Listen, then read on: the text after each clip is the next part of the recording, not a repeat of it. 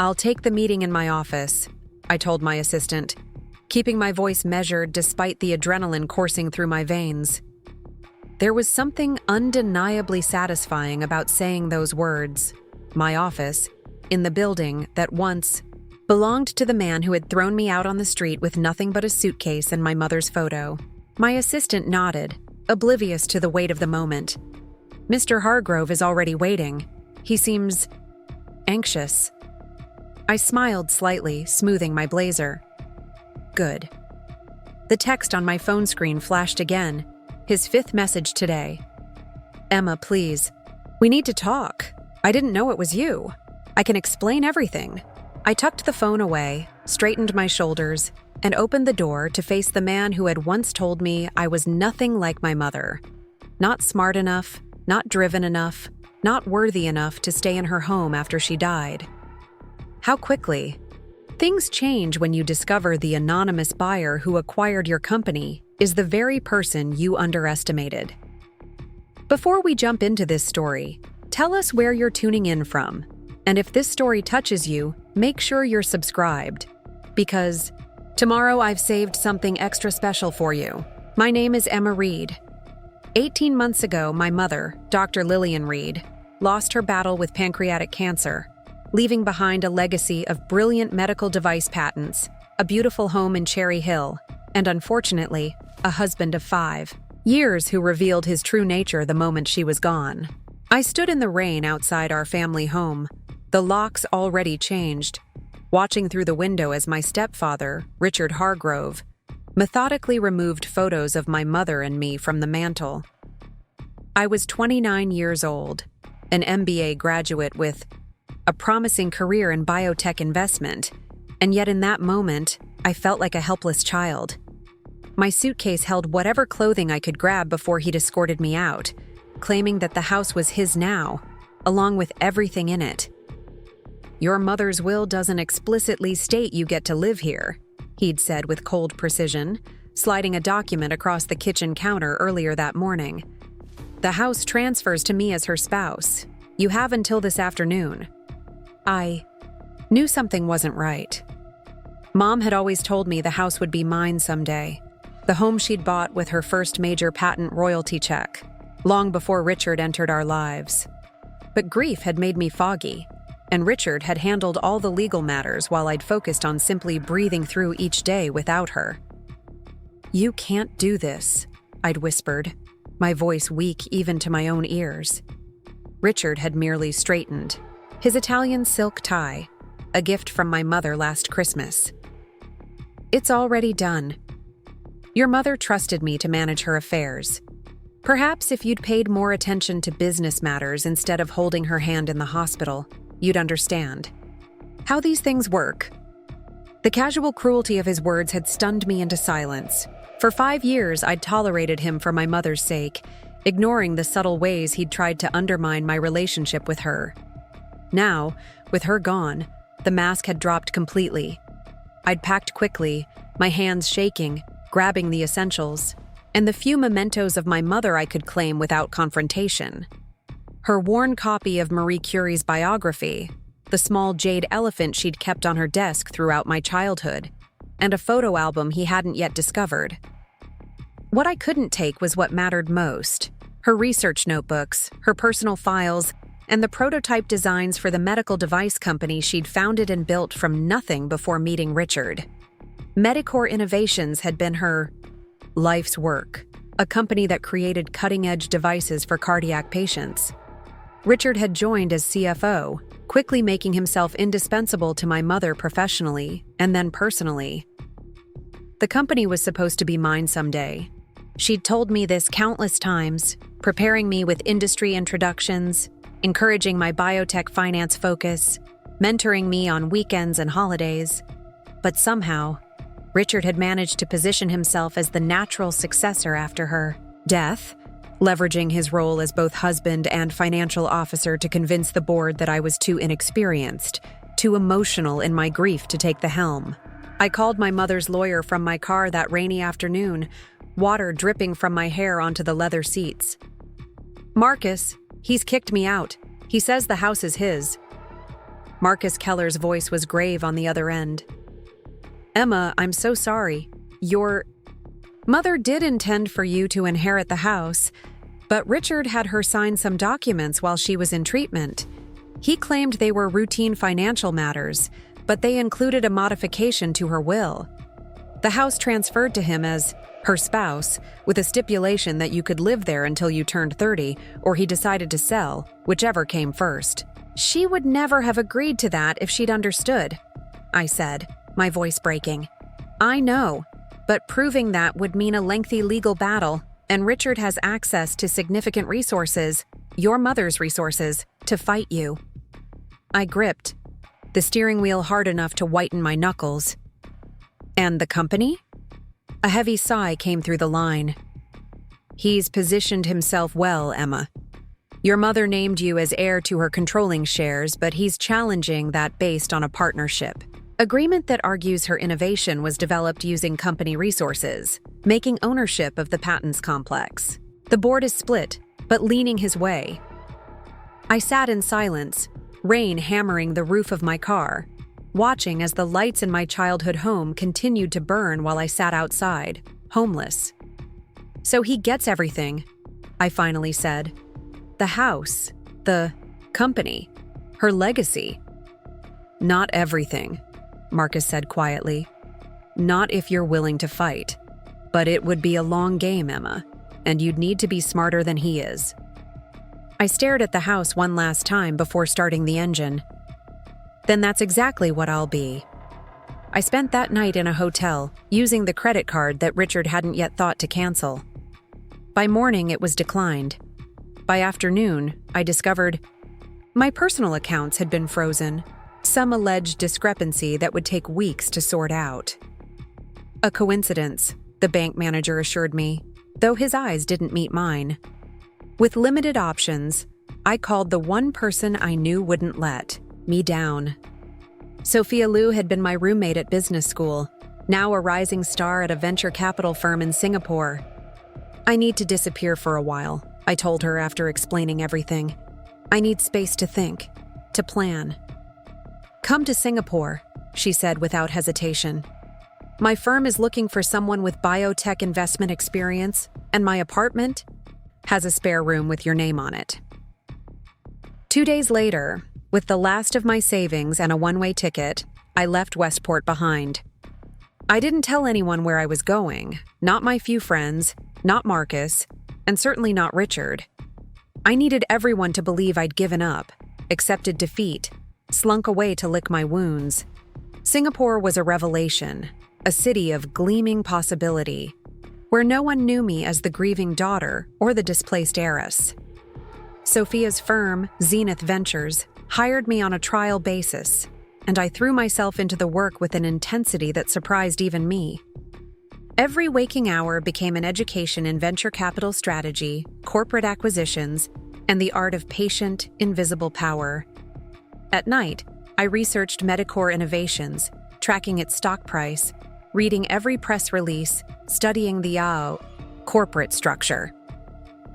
Richard had wasted no time installing himself as CEO, pushing out my mother's most loyal executives and replacing them with his own people. The company's innovative edge was already beginning to dull under his leadership, focusing more on quarterly profits than the patient-centered research that had been my mother's guiding star. 6 months into my self-imposed exile, I received an email from an unexpected source. Diane Winters had been my mother's executive assistant for 15 years, staying on after Richard took over out of loyalty to my mother's vision. "He's selling off the patents," her message read. "The ones your mother considered her most important legacy, the next generation pacemaker technology. He says they're not commercially viable in the near term, and he needs to boost quarterly numbers. The board is wavering. I thought you should know." I stared at my screen, a cold fury building inside me. Those patents weren't just intellectual property. They were the culmination of my mother's life's work, designs that could save thousands of lives if properly developed. She'd often talked about them during her final months, making me promise to see them through to production. "Who's buying?" I wrote back. "A medical device conglomerate called Archer Health. They'll probably shelve the technology. It competes with their existing product line. The deal closes in 3 months." That night, I couldn't sleep. By morning, I had the beginnings of a plan. By the end of the week, I was sitting across from Sophia's boss, pitching him on creating a special investment fund. Medicor is undervalued, I explained, spreading charts across his desk. Richard Hargrove is stripping it for parts, but the core technology, especially the patents he's trying to offload, could be revolutionary with the right leadership. If we move quickly and quietly, we could acquire a significant stake before he realizes what's happening. "This seems personal," he observed, studying me over steepled fingers. "It is," I admitted, "but that doesn't make the opportunity any less real." He nodded slowly. "We'd need to create a shell company for the acquisition. Keep your name nowhere near it." "I've already drafted the structure," I said, sliding over another document. Preparing and narrating this story took us a lot of time, so if you are enjoying it, subscribe to our channel. It means a lot to us. Now back to the story. Atlas Medical Holdings, registered in Singapore with a complex ownership structure that would take months to unravel. 2 months later, Atlas outbid Archer Health for my mother's patents, paying a premium that Richard couldn't refuse. He didn't question who was behind Atlas. The money was too good, the deal too clean to pass up. It was our first victory, small but significant. "This is just the beginning," I told Sophia as we celebrated in her apartment that night.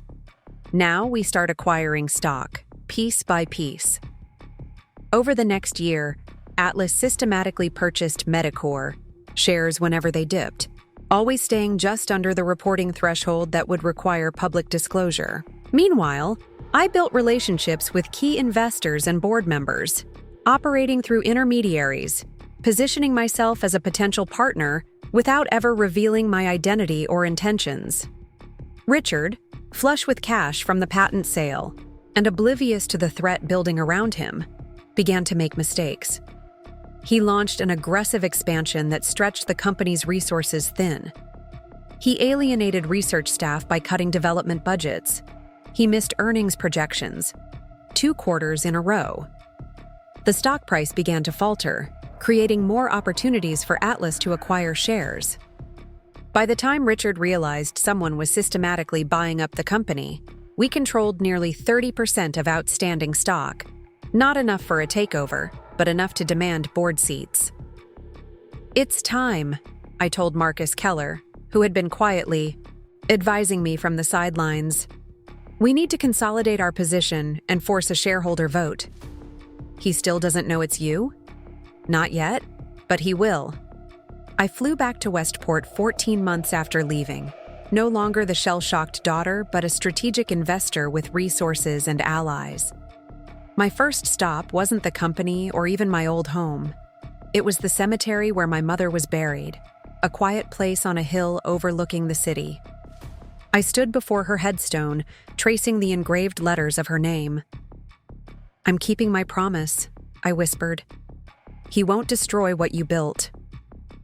The board meeting was scheduled for the following Monday, an emergency session called to address the anonymous investor who had accumulated a substantial position in the company. I spent the weekend in a hotel downtown, reviewing documents and preparing for every possible scenario. When Monday morning came, I dressed in my mother's favorite color, a deep, confident blue, and made my way to the Medicor building. The security guard at the desk didn't recognize me at first, then did a double take. "Ms. Reed, is that you?" "It's me, George," I said, smiling at the older man who had always greeted me by name during the years I'd visited my mother at work. "I'm here for the board meeting." His eyebrows shot up. "You're attending the board meeting?" "I am. I believe they're expecting a representative from Atlas Medical Holdings. That would be me." The boardroom fell silent as I walked in, 12 pairs of eyes turning toward me with expressions ranging from shock to curiosity. Richard was at the head of the table, mid-sentence, the words dying on his lips as he saw me. "Emma," he said, recovering quickly, his tone dismissive. "This is a closed meeting for board members and invited guests only. I'm afraid you'll have to—" "I am an invited guest," I interrupted, my voice steady. Or rather, I invited myself. Atlas Medical Holdings controls 29% of Medicore's outstanding shares as of this morning.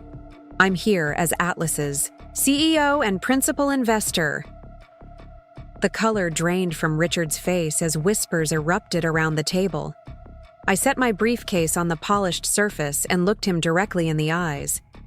"I believe that entitles me to a seat at this table. Shall we begin?"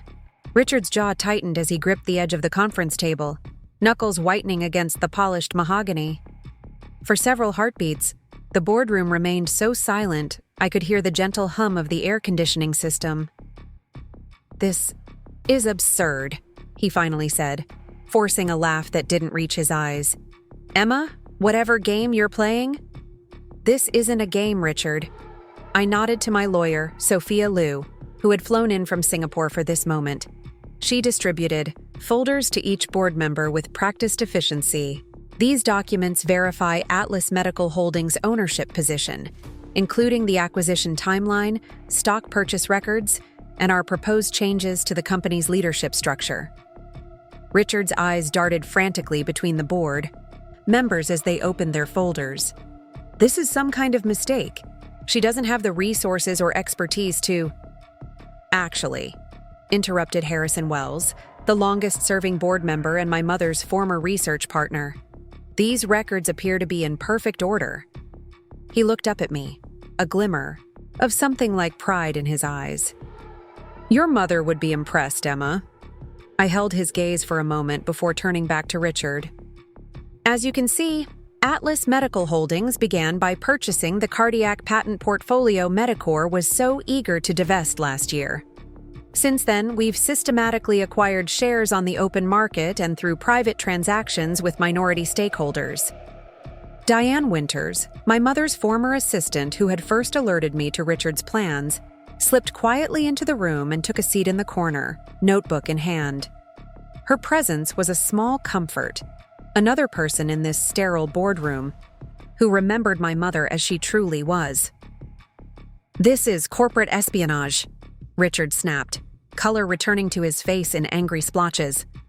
"You've been spying on company operations, using inside information." "Every acquisition was legal and properly disclosed," Sophia interjected smoothly. "Atlas operated within all SEC guidelines and reporting requirements. The ownership structure was complex but transparent to regulatory authorities." "But why the secrecy?" asked Miranda Jacobs, a newer board member Richard had appointed after my mother's death. "Why not approach the board directly with your investment interest?" I smiled slightly. "Would you have welcomed my involvement if I had? Or would certain parties have blocked any attempt I made to reclaim my place in my mother's company?" Richard's glare was venomous. "Your place? Your mother built this company with me. You were never more than a peripheral figure, dropping by for lunch, playing at understanding the business. You have a fancy MBA, but no real experience running a medical device company. Is that why my mother named me as her successor in every draft of her will until you had her sign documents while she was heavily medicated?" I kept my voice steady, refusing to meet anger with anger. "Is that why she spent years training me to take over, introducing me to industry leaders, bringing me to international conferences?" Several board members exchanged uncomfortable glances. I had touched on what many of them suspected but never voiced, that Richard's ascension had been orchestrated rather than planned. "That's ancient history," Richard said dismissively. "What matters is Medicore's future. And these hostile tactics hardly inspire confidence in your leadership capabilities." "Let's discuss capability," I replied, opening my own folder. "In the 14 months since you took control as CEO, Medicore's stock price has fallen 38%. Research and development spending has been cut by 60%. 6 key research scientists have left for competitors." The FDA approval pipeline is empty for the first time in the company's history. I laid out graphs showing the company's declining performance, watching as board members leaned forward to study the stark visual evidence of Richard's mismanagement. Market conditions have been challenging across the sector, Richard countered. Our focus on core profitability has undermined the very innovation that made Medicor valuable, I finished for him. The patents you sold to Atlas, to me, were undervalued by nearly 50% according to independent analysts. You sacrificed long-term growth for a short-term cash infusion that temporarily masked deeper operational problems. Harrison. Wells cleared his throat. She's not wrong, Richard. The quarterly numbers have been concerning for some time. Which is why I've prepared a comprehensive revitalization strategy, I continued, signaling Sophia to distribute another set of documents. Atlas proposes a 3-year plan to restore Medicor's position as an industry leader in cardiac device innovation, building on Dr. Lillian Reed's original vision while adapting to current market realities. For the next 30 minutes, I outlined my strategy: reinvestment in R&D, reacquisition of key talent, strategic partnerships with research hospitals, and a refocused product development pipeline that prioritized patient outcomes over quick profits. With each point, I could see Richard's influence in the room diminishing, his expression growing increasingly desperate. "This all sounds very ambitious," said Miranda Jacobs when I finished. "But how do you propose to implement these changes? Atlas doesn't have controlling interest." "Not yet," I acknowledged. "But we're requesting 3 board seats commensurate with our ownership stake, effective immediately. From that position, we'll work to demonstrate the value of our approach." "And who would fill these seats?" asked another board member. "Myself, Dr. Harrison Wells returning from emeritus status, and Dr. Caroline Zhang, formerly Medicor's head of research before her departure last year." I didn't need to elaborate on how Richard had pushed out my mother's closest research collaborator shortly after taking control. Richard's jaw worked as he struggled to maintain composure. "This is ridiculous. The board can't seriously consider—" "I move to approve the Atlas nominees for board membership," Harrison Wells said firmly, cutting Richard off mid-sentence. "I second," said James Peterson, another long-standing member who had been increasingly sidelined under Richard's leadership. Richard shot to his feet. "This meeting is adjourned until legal counsel can review these documents and claims." "Actually," Sophia interjected quietly, "according to Medicor's bylaws, Article 7, Section 3, an emergency board meeting called to address shareholder concerns must continue until a vote is taken on any properly submitted motion. The motion has been made and seconded." I watched as Richard realized he was losing control, not just of the meeting, but of the company he had schemed so hard to possess. His eyes darted around the table, assessing allies and enemies, calculating his remaining leverage. "A brief recess, then," he said tightly. 15 minutes for consultation." Without waiting for agreement, he stormed from the room, pulling his phone from his pocket as the door closed behind him. Several board members followed, breaking into whispered conversations. Others remained seated, studying the materials I had provided with newfound interest. Harrison Wells approached me, his voice low. "You've been busy, Emma. Your mother would be proud, though perhaps a bit shocked at how ruthlessly efficient you've become." "I learned from watching her build this company," I replied, "and from watching him try to dismantle it. He'll fight back? He still has allies here and in the industry." "I'm counting on it," I said with a small smile. "This is just the opening. Move." When Richard returned 15 minutes later, his composure had been restored, a veneer of calm professionalism barely concealing the rage beneath. He took his seat at the head of the table, straightened his tie, the same gesture I'd seen the day he'd evicted me from my home, and cleared his throat. "After consultation, I've determined that while Ms. Reed's investment position does entitle Atlas to board representation, this ambush approach raises serious concerns about disclosure and transparency. I propose we table this discussion until our regularly scheduled board meeting next month, when all parties will have had time to properly review the situation. It was a delaying tactic, designed to give him time to maneuver, to find ways to undermine my position or dilute Atlas's influence. I had anticipated this. The motion on the floor must be voted on first, I reminded everyone, unless it's withdrawn by the mover. Harrison Wells shook his head. I maintain my motion. Richard's eyes narrowed. Very well. All in favor of appointing Atlas's nominees to the board, against the recommendation of the current CEO and chairman? Hands rose around the table. First Harrison, then James Peterson, followed by 3 others. 6 votes in favor, 4 against, with 2 abstentions. A clear majority. The motion passes, Richard said through clenched teeth. Welcome to the board, Ms. Reed. I trust you'll take some time to familiarize yourself with the responsibilities before our next meeting. Actually, I said, removing one final document from my briefcase, there's another matter Atlas would like to address today. His eyes flickered with uncertainty. Atlas Medical Holdings requests an extraordinary general meeting of shareholders to vote on a resolution to remove Richard Hargrove as CEO of Medicor Innovations, citing breach of fiduciary duty, mismanagement, and actions contrary to the long-term interests of the company and its shareholders. The room erupted in shocked murmurs. Richard's face flushed dark red. You don't have the votes for that, he snarled.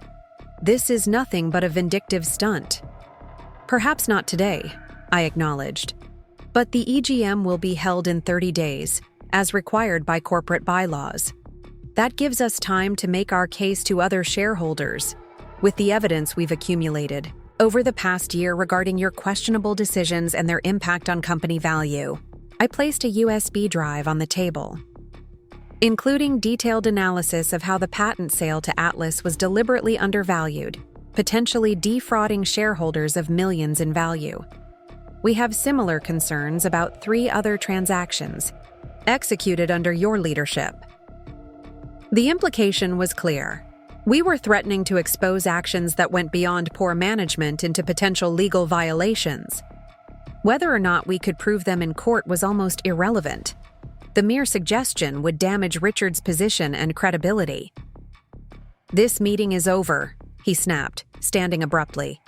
The board secretary will notify all members of the EGM date.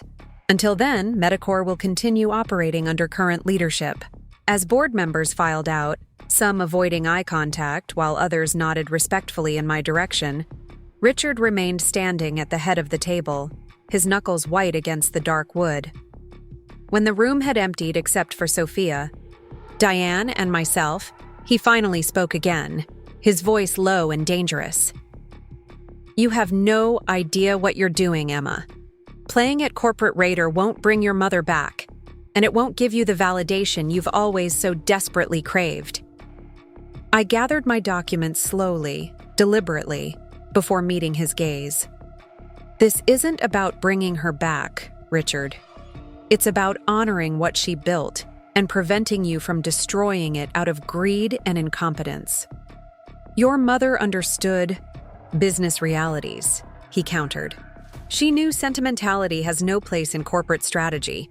Is that what you told yourself when you kicked me out of my home the day after her funeral, that it was just business?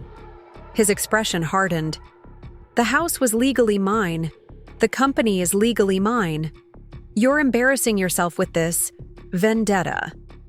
We'll see who's embarrassed when shareholders learn how you've been running their company. I closed my briefcase with a decisive click. But if you're so confident in your position, you could always resign before the EGM. Save everyone. The trouble? Never, he hissed. I built this company as much as Lillian did.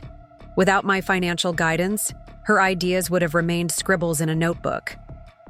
It was the first time he'd mentioned my mother by name, and hearing it on his lips sent a wave of cold anger through me.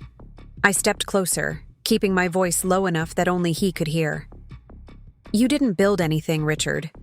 You attached yourself to her success like a parasite, and when she was gone, You thought you could simply take everything she created.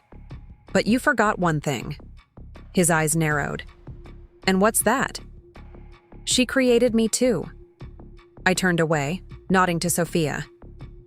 We're done here for today. As we walked toward the elevator, Diane Winters fell into step beside me. He's already making calls, she murmured. I overheard him asking his assistant to contact major shareholders. Good, I replied. Let him scramble.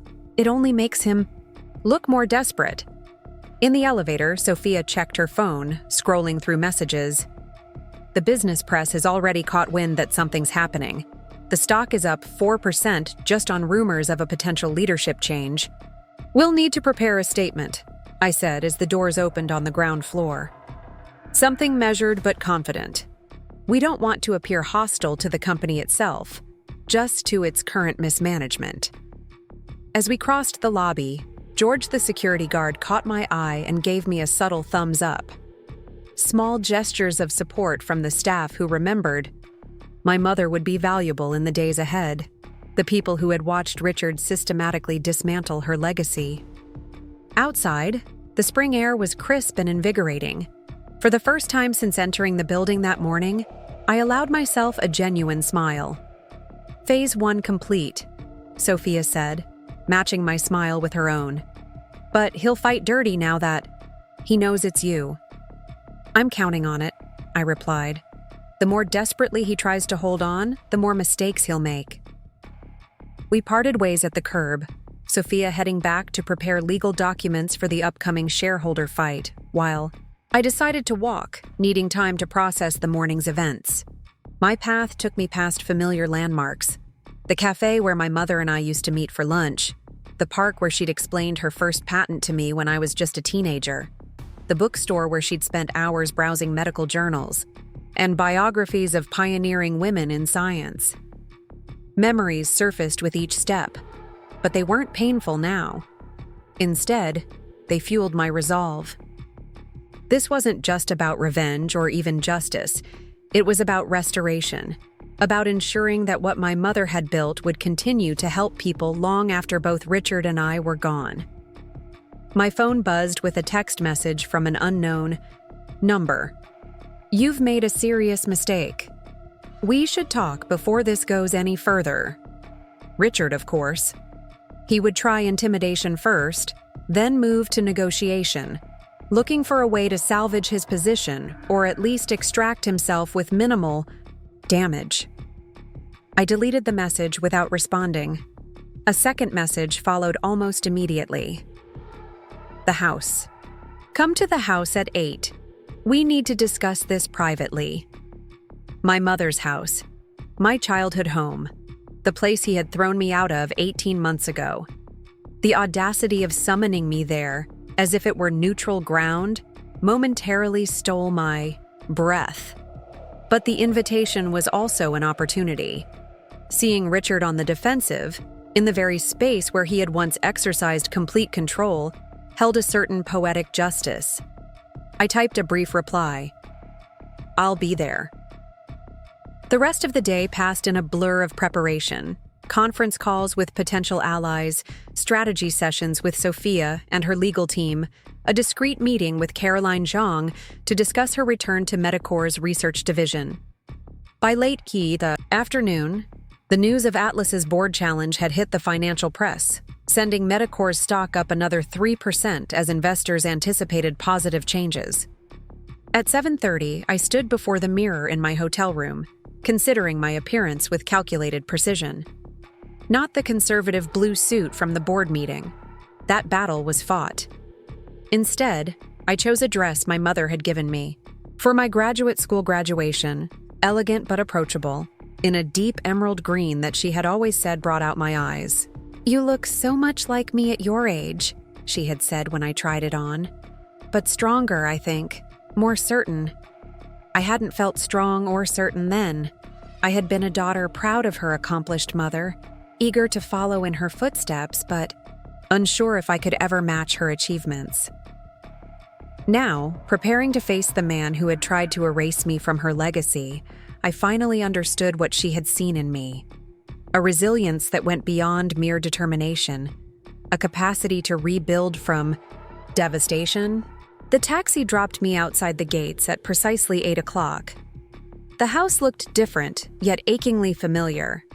Richard had made changes, removing my mother's beloved climbing roses from the front trellis, replacing her carefully cultivated native garden with generic landscaping that required less maintenance. Even from the driveway, I could see that the living room had been repainted, her warm earth tones replaced with sterile white. Each alteration was a small erasure of her presence, her preferences. I felt a renewed surge of resolution as I pressed the doorbell. This wasn't just business anymore. It was personal in ways Richard couldn't begin to comprehend. The door opened, and Richard stood framed in the entryway, his expression unreadable. He had changed from his business suit into casual attire, an attempt to set a more informal tone for our meeting, to suggest we could resolve this as individuals rather than adversaries. "Emma," he said, stepping back to allow me entry. "Thank you for coming." I stepped past him without responding, my eyes taking in the transformed interior.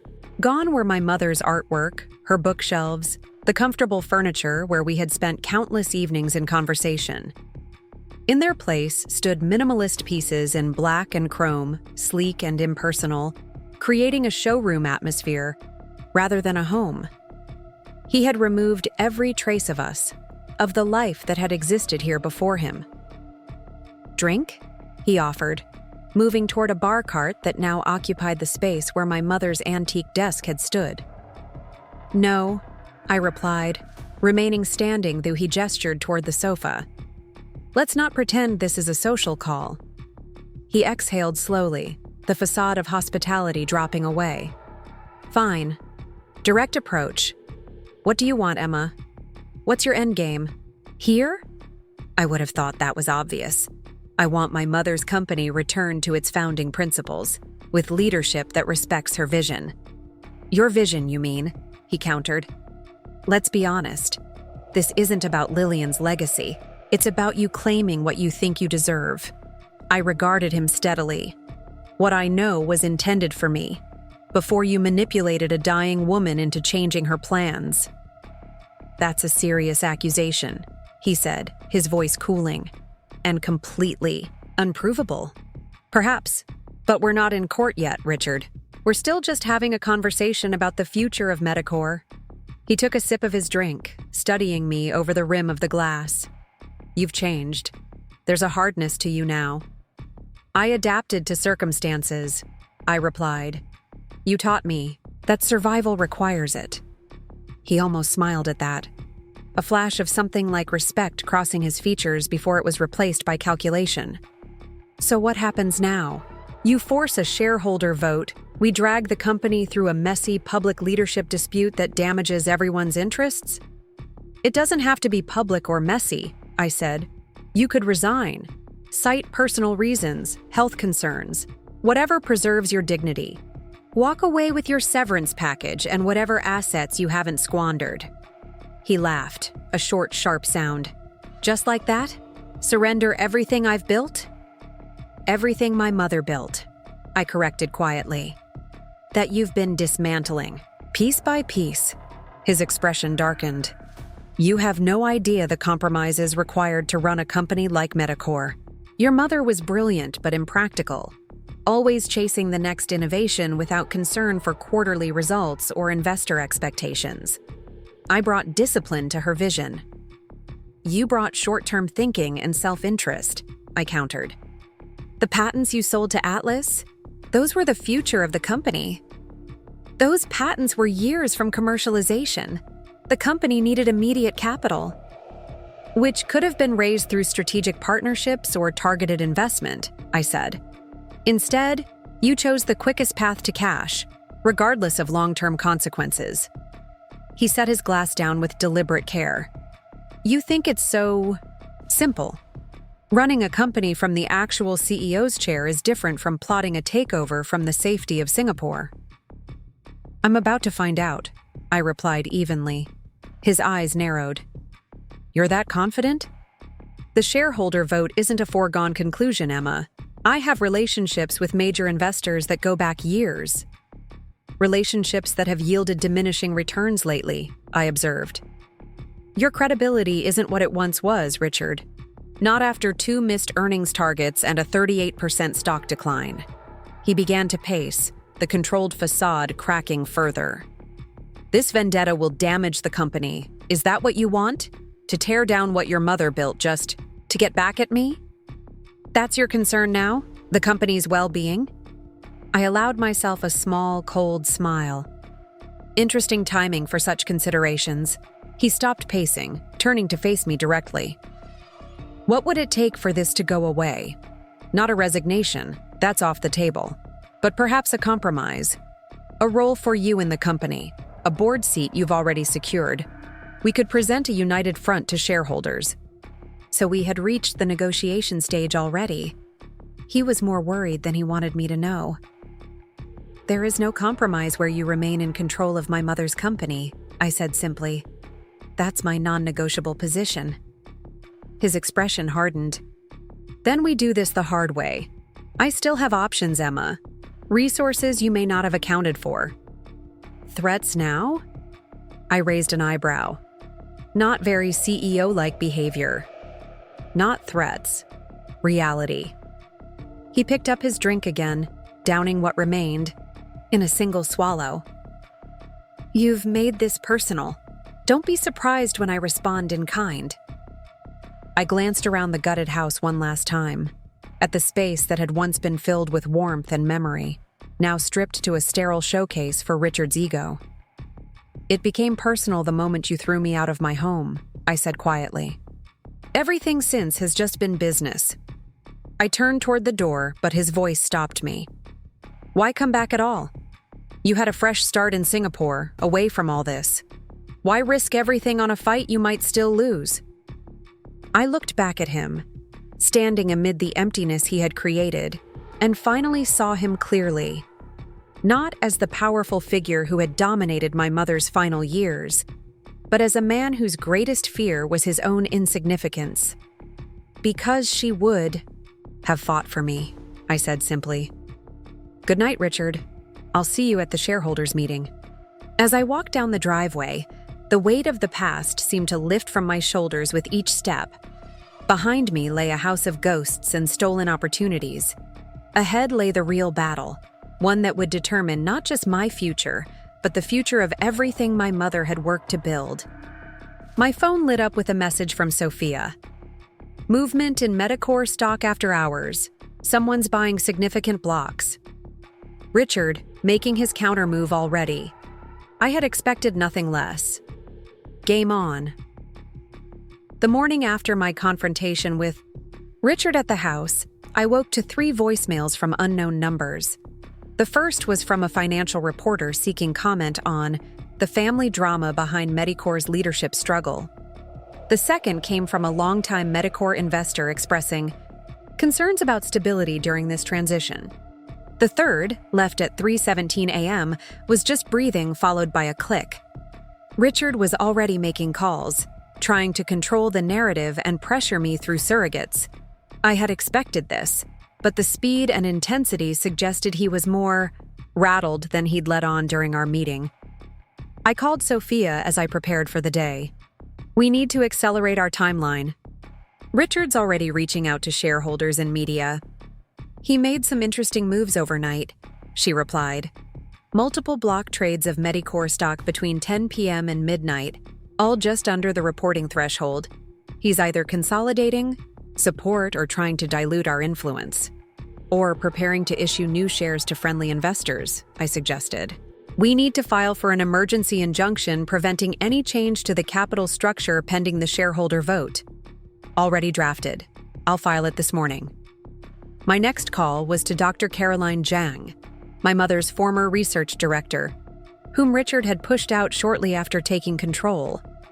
I've reviewed the lab reports you sent, Caroline said without preamble.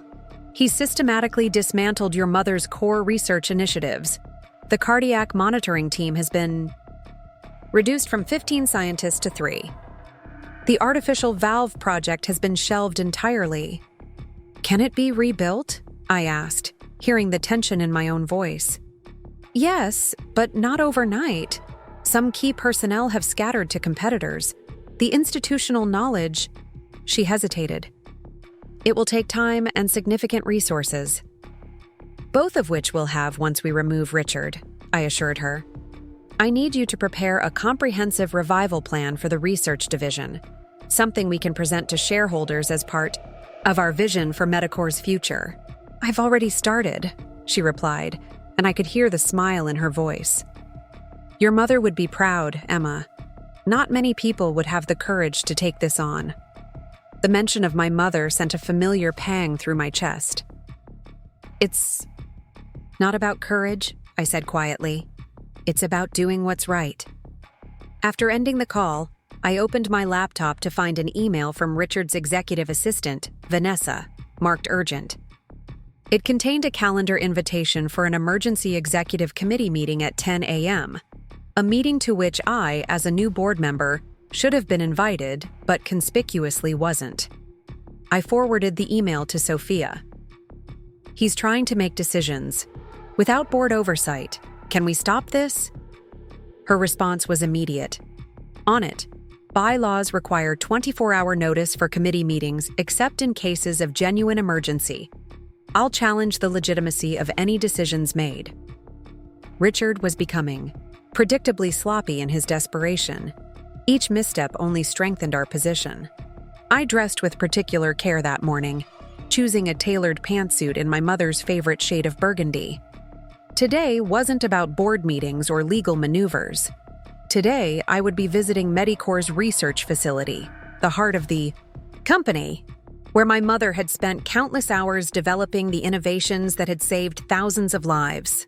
The facility was located 15 minutes from headquarters, a sprawling complex of laboratories and testing spaces that had once hummed with activity. Now, as I badged in using the credentials that came with my board position, the corridors seemed eerily quiet, the labs half empty. A young researcher looked up in surprise as I passed, recognition dawning on her face. Ms. Reed, Dr. Reed's daughter. I stopped, offering my hand. Emma Reed. And you are? Dr. Priya Sharma. I was just starting here when your mother... She trailed off, looking uncomfortable. When she died, I finished gently. It's okay to say it. Priya nodded, relief crossing her features. She interviewed me personally, said she saw promise in my approach to microfluidics. I've stayed despite everything, because I believed in her vision. And now? I asked, genuinely curious about how the remaining staff viewed the company's direction. Priya glanced around as if checking for listeners before lowering her voice. Most of us are updating our resumes. The quarterly budget cuts, the constant pressure to abandon long-term research for quick commercial applications. It's not what we signed up for. What if that changed? I asked. What if Medicor returned to prioritizing innovation alongside profitability? Hope flickered across her face before caution reasserted itself. That would depend on who's making those decisions. Wouldn't it? I smiled. Yes, it would. And those decisions are very much in flux at the moment. Word of my presence spread quickly through the facility. As I continued my tour, researchers emerged from labs and offices, some merely curious, others openly supportive. Many had stories about my mother, her exacting standards, her visionary thinking, her personal investment in their work. With each conversation, the weight of responsibility grew heavier on my shoulders. These people hadn't just lost a CEO, they'd lost a mentor and champion. In the main testing lab, I found Dr. Victor Chen, one of my mother's oldest collaborators, examining cardiac tissue samples through a microscope. Emma, he said warmly, embracing me without hesitation. It's about time. I should have come back sooner, I admitted. He shook his head. You came back when you were ready, when you could actually do something about the situation. He gestured around the half-empty lab. And something certainly needs to be done. How bad is it, Victor? Really? His expression sobered. Your mother built this division to pursue questions, not just products. Richard only sees the latter. He's slashed basic research entirely, focused everything on incremental improvements to existing devices, safe bets for quarterly earnings. No breakthroughs that way, I observed. Exactly. No life-changing innovations, just slightly better versions of what we already have. He sighed. The artificial heart valve project your mother was so passionate about, the one that could last a lifetime without replacement, shelved indefinitely, despite promising early results. I've seen the financial reports, I said. But not the research data. Can you show me where things stood when it was discontinued? For the next hour, Victor walked me through the abandoned project, the prototypes, the testing data, the roadblocks they'd encountered, and the solutions they'd been developing when funding was cut. The technology wasn't just promising. It was revolutionary, potentially eliminating the need for repeated surgeries in valve replacement patients. Why would Richard abandon this? I asked, though I already suspected the answer. Time horizon, Victor said simply. The development cycle would be another 3 years minimum before FDA submission. Richard wants products that can hit the market in 18 months or less. Short-term thinking at its finest, I murmured. What would it take to restart the project? Victor blinked in surprise. You're serious about this?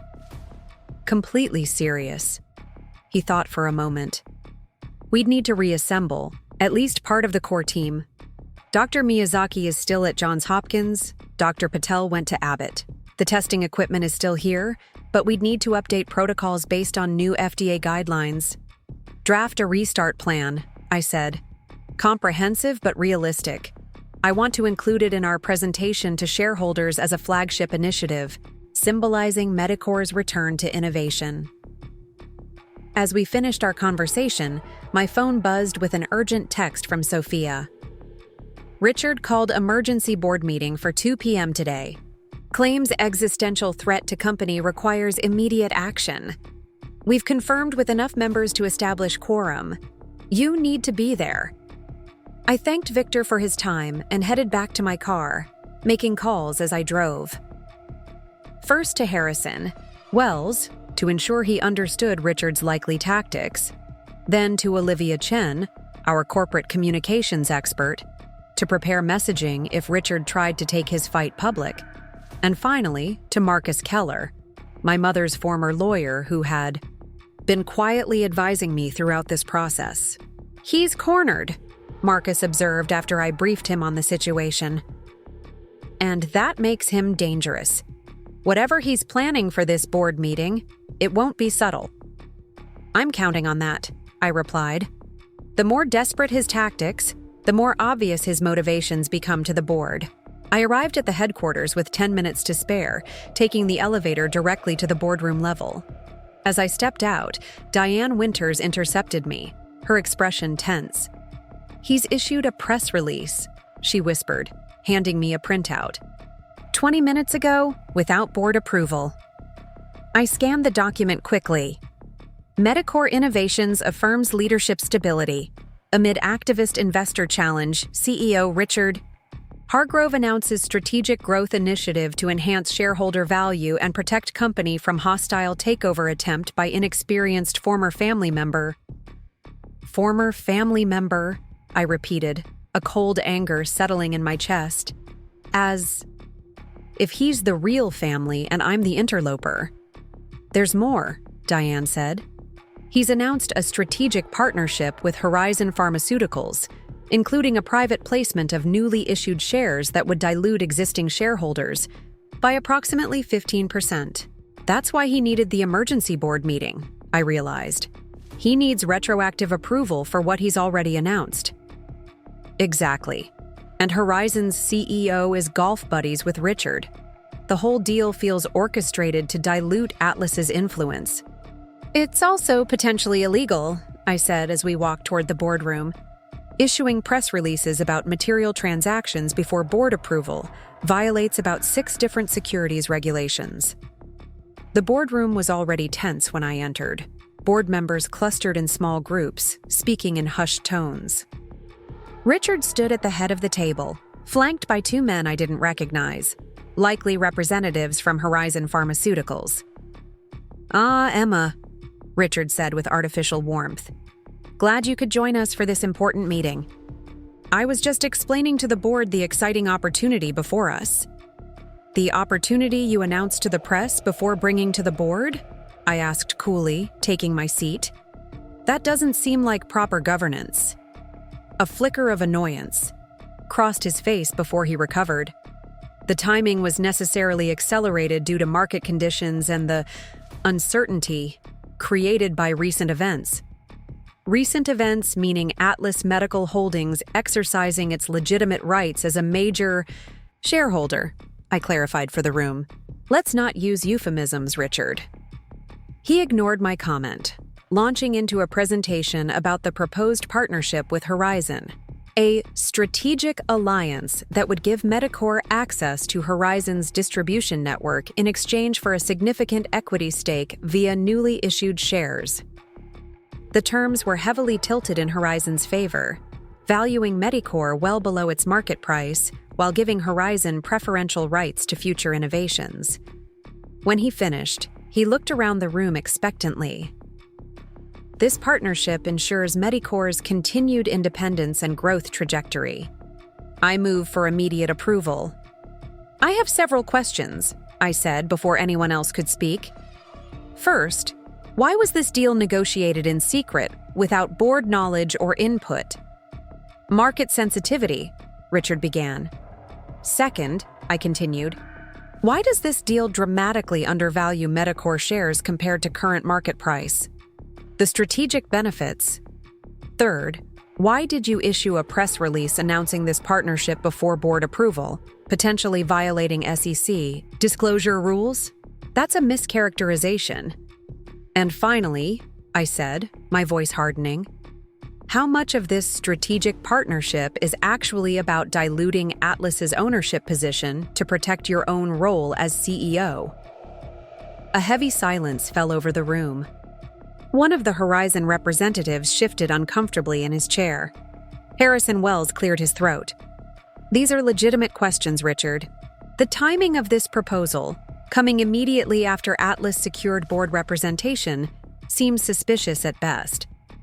"Suspicious?" Richard's voice rose slightly.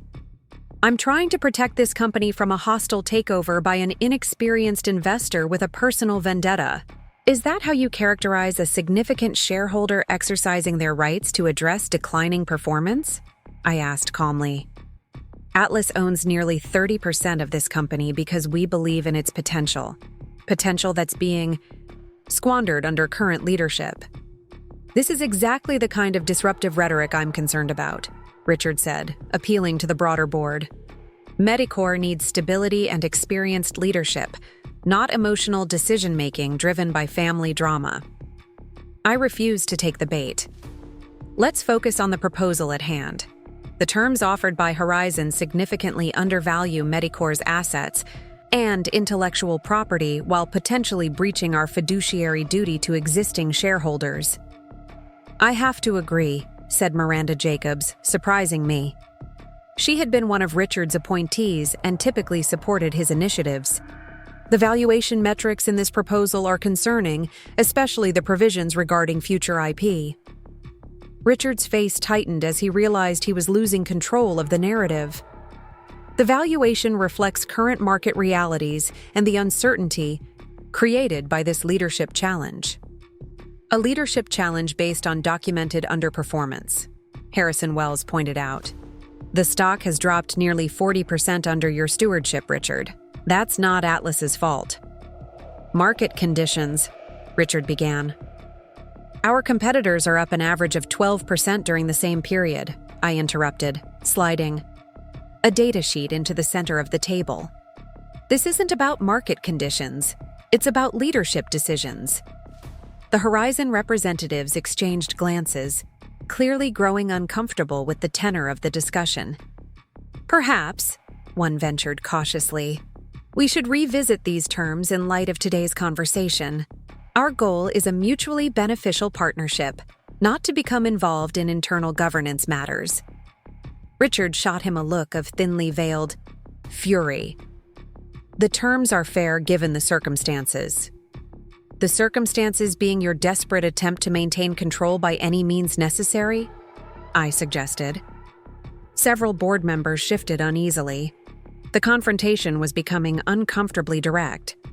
I think, Harrison Wells said diplomatically, that we should table this discussion until our regularly scheduled meeting next week. That will give all parties time to review the proposal thoroughly and consider alternatives. I second that motion, Miranda Jacobs added quickly. We don't have time for delays, Richard insisted. This opportunity requires immediate action. Then, it's not the right opportunity, I said firmly. Medicor deserves partnerships based on our actual value, not hurried arrangements designed to entrench current management. Harrison called for a vote on his motion to table the discussion. It passed 8-3, with one abstention, a clear rebuke to Richard's tactics. As the meeting adjourned, the Horizon representatives made a hasty exit, avoiding Richard's attempt to pull them into a private conversation. Board members filtered out in small groups, several nodding respectfully to me as they passed. Richard remained at the head of the table, staring at his scattered presentation materials with barely controlled rage. When we were alone, he finally looked up. You think you've won something today, he said, his voice dangerously quiet. But you've just demonstrated exactly why you're unfit to lead this company. Business requires flexibility, pragmatism, not rigid idealism. What you call pragmatism looks remarkably like self-interest from where I'm sitting, I replied, gathering my papers. And what you call idealism is simply refusing to sacrifice long-term value for short-term convenience. Your mother understood compromise, he said, a calculated jab. She knew when to set aside perfect for practical. Don't, I warned, meeting his gaze directly. Don't presume to tell me what my mother would think about what you've done to her company. For a moment, I thought he might actually lose his composure entirely. His jaw worked, a vein pulsing at his temple. Then he seemed to master himself, straightening his tie in that characteristic gesture of reasserting control. This isn't over, he said finally. You've blocked one path forward, but there are others. I'm counting on it, I replied, turning to leave. Every move you make out of desperation only strengthens our position with shareholders. As I walked out, Diane was waiting in the hallway, her expression anxious. That press release is already causing problems. The SEC has called, twice asking for clarification on the announced partnership. Good, I said. Let Richard explain why he announced a material transaction without board approval. Every regulatory entanglement only reinforces our case for leadership change. Back in my hotel room that evening, I reviewed the events of the day with Sophia and our strategy team. The emergency board meeting had been a significant victory, not just blocking Richard's dilution attempt, but demonstrating to neutral board members that his judgment was becoming increasingly compromised. His next move will be direct outreach to institutional shareholders, Sophia predicted. He'll try to paint this as a family grudge that threatens company stability. Which is why we need to accelerate our own outreach, I replied. The investor presentation needs to be bulletproof. Clear evidence of mismanagement under Richard. Concrete plans for revival under new leadership. We already have Davidson Capital and Meridian Funds leaning our way, Sophia noted, checking her tablet. Together with Atlas's position, that puts us around 42% of the vote. We need 51 to ensure removal. What about the Essex Group? I asked. They hold almost 6%. Richard has personal connections there, golfing buddies with their chief investment officer. They're traditionally loyal to incumbent management. I considered this. We need to give them a business reason to break that loyalty. Get me a meeting with their analyst who covers Medicor. I want to walk them through our revival strategy personally. As we continued planning, my phone buzzed with a text from an unknown number. Parking garage. Level B2. 10 minutes. Come alone. Information. About Richard you need to hear. I showed the message to Sophia, who immediately shook her head. Absolutely not. It's too risky.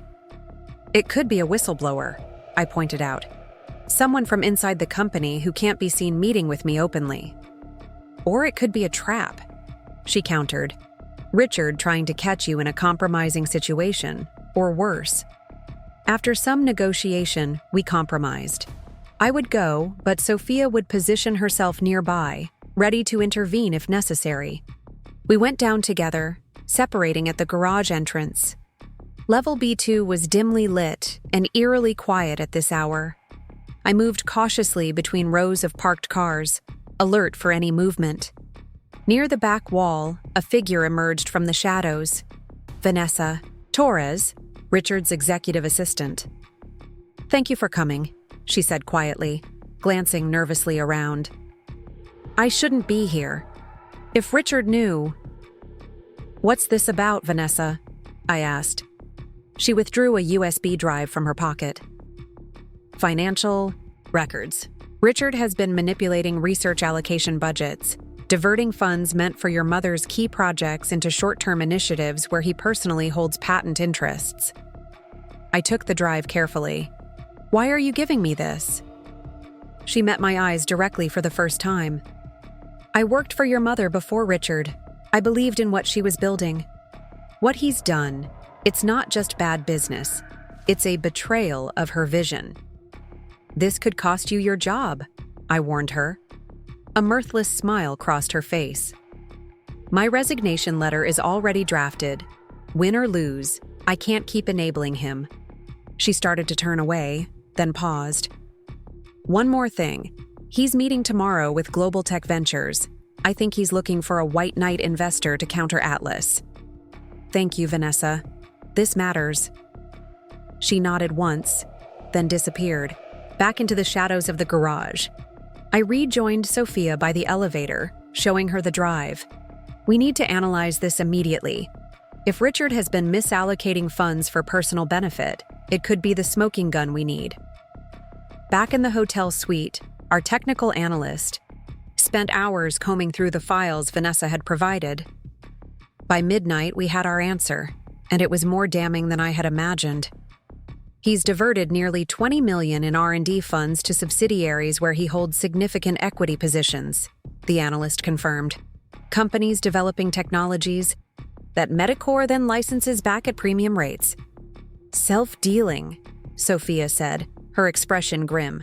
"Classic conflict of interest. The board hasn't been informed?" "No disclosures in any of the minutes," I confirmed, scanning through the documentation. "He's buried it in complex departmental transfers that obscure the final destination of the funds." "This changes everything," Sophia said. "We don't just have a case based on poor performance anymore. We have potential fiduciary breaches that could trigger regulatory investigation." I sat back, processing the implications. "We need to approach this carefully. Full disclosure to the board is necessary, but timing is crucial. If we move too soon, Richard could destroy evidence or create plausible cover stories." "The shareholder meeting is still 3 weeks away," Sophia pointed out. "A lot can happen in that time." "Then we accelerate," I decided. "I want a special board meeting called for Monday morning. Sole agenda item, review of financial irregularities in R&D fund allocation. Richard will fight it. Let him. Every attempt to block legitimate oversight only strengthens our case for removal." I walked to the window, looking out over the city lights. Somewhere out there, Richard was making his own plans, calling in favors, leveraging relationships built over years. But for the first time, I felt certain of the outcome. Not because of confidence in our strategy, though it was sound. Not because of the evidence, though it was damning. But because I finally understood what my mother had seen in me all along. The determination that went beyond ambition, the clarity that came from absolute certainty in the rightness of one's path. The very qualities that had made her such a formidable innovator and leader. He never really knew who he was dealing with, I murmured. What was that? Sophia asked. I turned back to the room with renewed purpose. Nothing. Let's get to work. We have a company to reclaim. Monday morning arrived with a palpable tension hanging over Medicorp headquarters. Word of the special board meeting had spread throughout the company, though the specific agenda remained confidential. As I walked through the lobby, employees watched with barely concealed curiosity, their whispered conversations falling silent as I passed. Richard had fought the meeting call vigorously, claiming procedural violations and insufficient notice. But with 6 board members supporting the request, including 2 he had appointed himself, he'd been overruled. His increasingly erratic behavior was costing him allies even among those previously loyal to him. I arrived early, settling into the boardroom to review my presentation one final time. The evidence Vanessa had provided had been meticulously analyzed and organized by our forensic accountants, tracing the complex web of transactions that Richard had used to divert research funds to his personal benefit. What had begun as a battle over company direction had evolved into something far more serious: potential corporate malfeasance that could have legal consequences beyond mere removal from office. Harrison Wells arrived next, his expression grave, as he took the seat beside me. I received a call from Richard at midnight, he said quietly. He offered to support my appointment as interim CEO if I would help block today's meeting. What did you tell him? I asked, though I already knew the answer. A thin smile crossed Harrison's face. That integrity isn't negotiable, and neither is my support for proper corporate governance. Other board members filtered in gradually, the room filling with an unusual silence. Typically, pre-meeting time was filled with casual conversation, updates on personal matters, discussions of industry news. Today, everyone seemed to sense the gravity of what was to come. At precisely 9 a.m., Richard entered, flanked by Medicorp's General Counsel, David Porter. Richard's appearance shocked me. His normally impeccable presentation was noticeably diminished. His tie sat slightly askew, and dark circles shadowed his eyes, suggesting sleepless nights. He'd clearly been informed that something significant was coming, though perhaps not the exact nature of the revelations. "Good morning," he said tersely, taking his seat at the head of the table. "I'd like to protest once more the irregular nature of this meeting and the vague agenda description. Review of financial irregularities implies wrongdoing without specifying allegations or providing opportunity for response." "You'll have ample opportunity to respond, Richard," Harrison assured him calmly. "That's precisely the purpose of this meeting, to present findings and allow for explanation before any conclusions are drawn." Richard's jaw tightened as he glanced around the table, likely counting potential allies and enemies. "Very well, let's proceed." I stood, connecting my laptop to the presentation system. "Thank you all for making time for this special session. What I'm about to present came to light during Atlas Medical Holdings' standard due diligence process. As a major shareholder, once discovered, we felt an immediate obligation to bring it to the full board's attention due to potential fiduciary implications." Richard shifted in his seat, his expression darkening as I began walking the board through the evidence. Using financial records, internal memos, and transfer authorizations, I methodically outlined how research funds designated for specific Medicorp initiatives had been redirected to external companies where Richard held significant equity positions or consulting arrangements. Over the past 16 months, I explained, approximately $22 million earmarked for the cardiac valve research division was diverted to 3 separate entities: Next-Gen Medical Devices, Cardiac Solutions Group, and Vascular Innovations, Inc. All 3 companies developed technologies that Medicorp subsequently licensed at premium rates. I displayed a slide showing Richard's ownership stakes in each company, substantial minority positions concealed through shell companies and family trusts. None of these relationships were disclosed to the board as required by our governance policies regarding conflict of interest, I continued. The funds were transferred through a series of interdepartmental allocations that obscured their final destination. The boardroom remained eerily silent as I laid out the evidence. Richard's face had gone from flushed to ashen, his eyes darting, occasionally to David Porter, who was frantically taking notes. When I finished the presentation, Harrison spoke first. "These are extraordinarily serious allegations, Emma. Before we proceed further, I think it's appropriate to give Richard an opportunity to respond." All eyes turned to Richard, who straightened in his chair, adjusting his tie in that characteristic gesture I'd come to recognize as his preparation for battle. "What we've just witnessed," he began, his voice steady despite his pallor, "is the culmination of a vindictive campaign by a disgruntled family member who feels entitled to a company she didn't build. These so-called findings are a selective misrepresentation of complex business arrangements that were entirely appropriate and beneficial to Medicor." "Were these arrangements disclosed to the board?" Miranda Jacobs asked pointedly. Richard hesitated fractionally. "The broader strategic relationships were discussed in various contexts, perhaps not with the granular detail being suggested as necessary here." "That's a no," Harrison noted quietly. "The governance policies are quite clear, Richard. Any personal financial interest in entities doing business with Medicor must be explicitly disclosed and approved. The relationships were structured through investment vehicles specifically designed to avoid technical conflicts," Richard countered. "Our legal department reviewed and approved the arrangements." David Porter shifted uncomfortably beside him, but remained silent. "Did they?" I asked, turning to another slide. "Because we have emails indicating that when legal raised concerns about the next-gen relationship specifically, the review was reassigned to outside counsel selected by you personally, who then provided a narrow opinion addressing only certain aspects of the transaction." More damning evidence followed.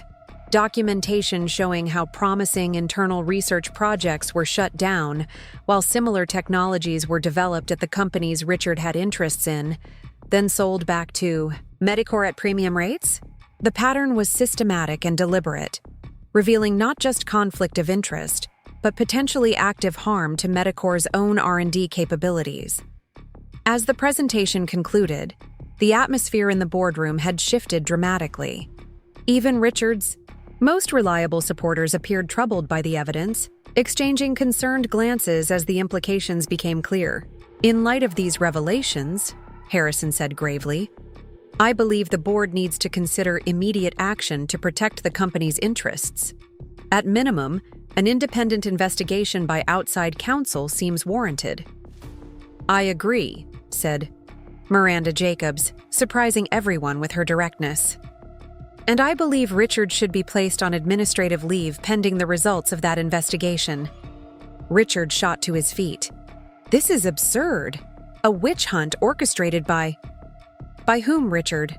I interrupted calmly. "The financial records speak for themselves. The transfers occurred. The ownership stakes exist. The board was never informed." "Context matters," he insisted. "These arrangements were part of a larger strategy to maximize research efficiency by leveraging external innovation, a common practice in our industry. The issue isn't leveraging external innovation," Harrison pointed out. "It's failing to disclose your personal financial interest in that external innovation while directing company funds toward it." The debate continued for another hour, growing increasingly tense as Richard's explanations became more convoluted and defensive. Finally, Harrison called for a vote on two resolutions. First, to commission an independent investigation by outside counsel. Second, to place Richard on administrative leave until that investigation was complete. "This is a rush to judgment," Richard protested. At minimum, I should have the opportunity to present a formal response with my own counsel present. "You'll have that opportunity during the investigation," Harrison assured him, "but the evidence presented today raises sufficient concerns that the board has a fiduciary duty to act promptly." The vote on the first resolution was unanimous. Even Richard's closest allies on the board couldn't justify opposing an independent review given the documentation presented. The second resolution, regarding administrative leave, passed 8-4, with one abstention. Richard sat motionless as the results were announced, his face a mask of barely controlled fury. When he finally spoke, his voice was dangerously quiet. "You'll regret this, all of you. When the full context is revealed and these spurious allegations are disproven, there will be consequences for this reckless damage to my reputation." Harrison remained calm. "If the allegations are indeed disproven, you'll be reinstated with the board's full confidence and appropriate acknowledgement of error. But the evidence presented today demands thorough investigation, as I believe any court would agree." Richard's gaze found mine across the table, cold with hatred. "Congratulations, Emma. You've managed to twist legitimate business decisions into something sinister through selective presentation and manipulation of context. Your mother would be ashamed of these tactics." The mention of my mother sent a flash of anger through me, but I maintained my composure. My mother believed in innovation, integrity, and putting patients first. The evidence suggests you've sacrificed, all three for personal gain. He gathered his papers with shaking hands. "This isn't over." "On that," I agreed quietly, "we can both agree." Richard stormed out, David Porter hurrying after him. The remaining board members sat in uncomfortable silence until Harrison cleared his throat. "We need to address immediate leadership during this transition. I propose that we appoint an interim CEO from within the current executive team to maintain operational continuity while the investigation proceeds." After brief discussion, the board appointed Janet Chen, the company's current COO and a respected veteran of the medical device industry, as acting CEO. She had been marginalized under Richard's leadership, but had remained with the company out of loyalty to its mission. Her appointment would send a clear message of stability to employees, customers, and shareholders. As the meeting adjourned, board members filtered out quickly, likely eager to distance themselves from the drama that had unfolded. Harrison remained behind with me, waiting until we were alone before speaking. "That was necessary but ugly," he said with a sigh. "Richard won't go quietly. He'll fight the administrative leave, challenge the investigation, perhaps even file suit against the company and board members individually." "We anticipated that," I replied. "The evidence is solid enough to withstand scrutiny, and his reaction today only strengthened the case for removing him from operations while the investigation proceeds." Harrison studied me thoughtfully. "You've changed, Emma. There's a hardness to you now that wasn't there before." It was the second time someone had made that observation, and I considered it carefully before responding. "Not hardness," I finally said. "Clarity. I see things as they are now, not as I wish they were." "Your mother had that same quality," he noted. "The ability to face reality unflinchingly, then work to change it rather than simply accepting it. It made her an exceptional innovator and leader." The comparison warmed something inside me that had been cold for too long. "Thank you, Harrison. That means more than you know." The aftermath of the board meeting unfolded exactly as we had anticipated. By afternoon, Richard had engaged high-profile legal counsel and issued a statement denouncing the board's actions as a coordinated coup based on misconstrued evidence. He vowed to fight both the administrative leave and what he called false allegations designed to damage my reputation and seize control of Medicor. Meanwhile, Janet Chen addressed company employees, assuring them that day-to-day operations would continue uninterrupted while the investigation proceeded. Her calm, measured approach provided a striking contrast to Richard's increasingly erratic behavior. reassuring the workforce that had grown accustomed to his volatile leadership style. I spent the remainder of the day meeting with key department heads, not as a presumptive future leader, but as a concerned board member seeking to understand the company's current challenges. What I found was an organization starved of direction and purpose. Talented people who had joined Medicor because of its innovative reputation, now trapped in a culture of short-term thinking and fear-based decision-making. "We haven't launched a truly new product in almost 2 years," admitted the marketing director. "Just iterations and minor improvements on existing lines. The pipeline is essentially empty." The head of regulatory affairs painted an equally concerning picture. "We've withdrawn 3 promising submissions from FDA consideration because they didn't fit the 18-month commercialization window Richard imposed. Some of those technologies could have been transformative for patients." By evening, I returned to my hotel room mentally exhausted but increasingly confident in our path forward. Richard's removal, even if only temporary at this stage, had already lifted a weight from the organization. People were speaking freely, identifying problems, suggesting solutions that would have been dismissed under his leadership. Sophia was waiting for me, a glass of wine already poured. "Congratulations," she said, raising her glass in a toast. "Phase 1 complete." I accepted the glass but didn't share her celebratory mood. "It's just the beginning. Richard has already hired Westridge's most aggressive litigator and is threatening counteractions against the board and me personally." "Expected and prepared for," she assured me. "His legal threats are largely theater.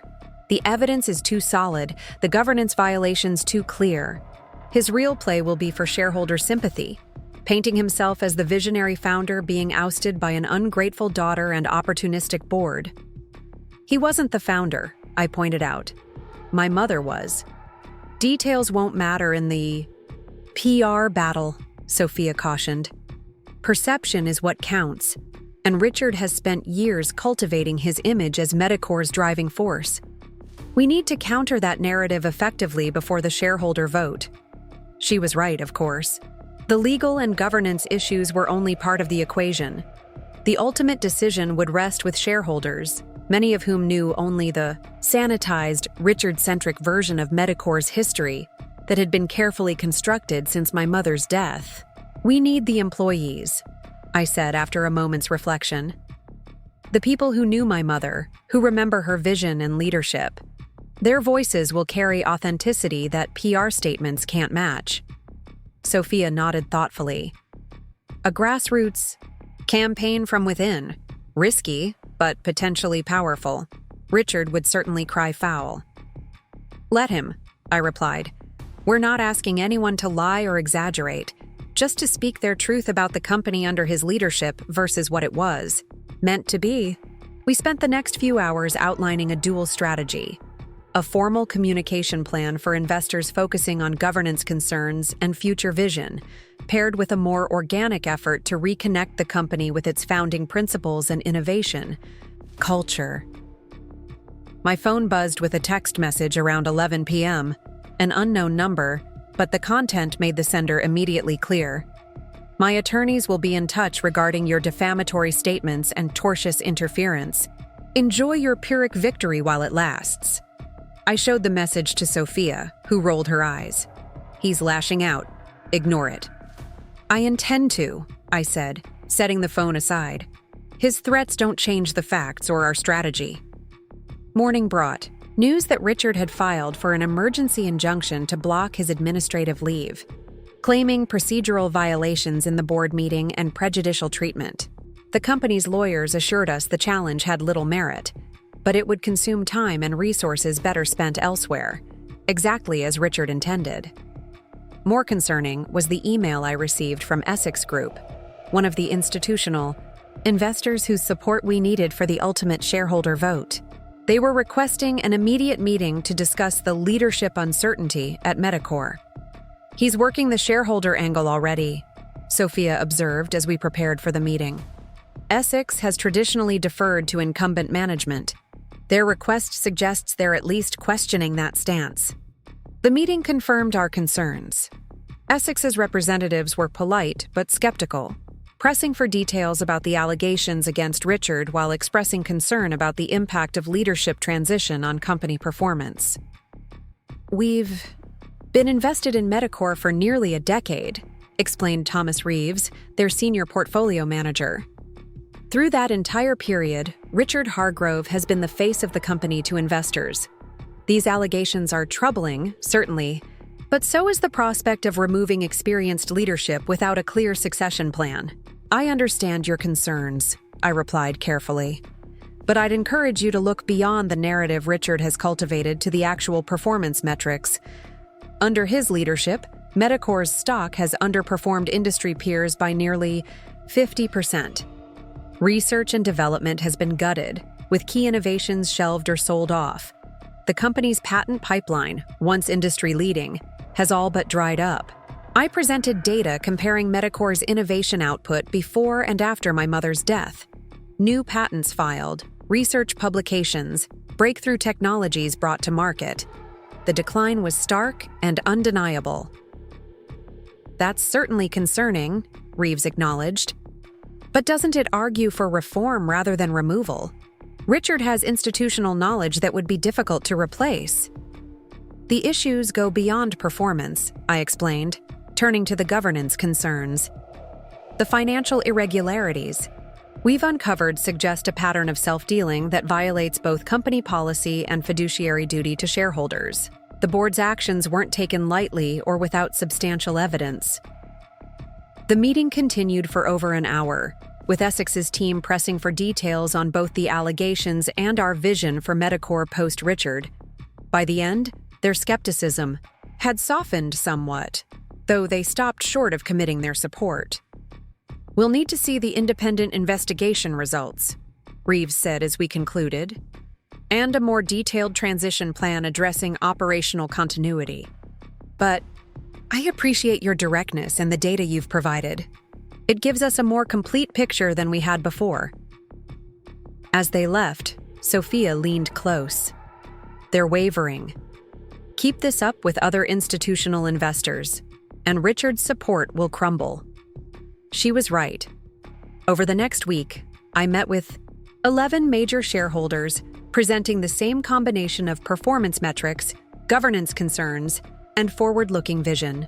With each meeting, the tide seemed to shift further in our favor. Richard, meanwhile, was not sitting idle. He gave interviews to friendly business publications, portraying himself as the victim of a coordinated attack led by a resentful daughter, who had abandoned the company during its time of transition after my mother's death. He emphasized his close working relationship with her, suggesting he alone truly understood her vision for Medicor. "Lillian and I built this company as partners," he told the Financial Review. "She focused on innovation while I handled the business realities that kept those innovations viable. Emma never understood that balance. She sees only the research side because that's all Lillian shared with her.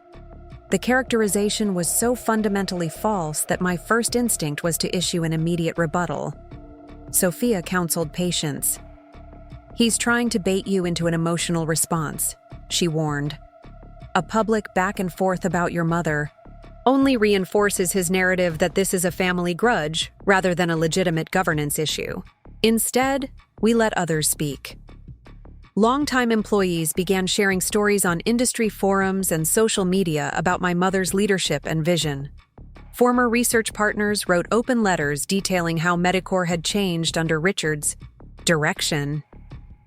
Physicians who had worked with the company during clinical trials described the shift from patient-focused innovation to profit-driven incrementalism.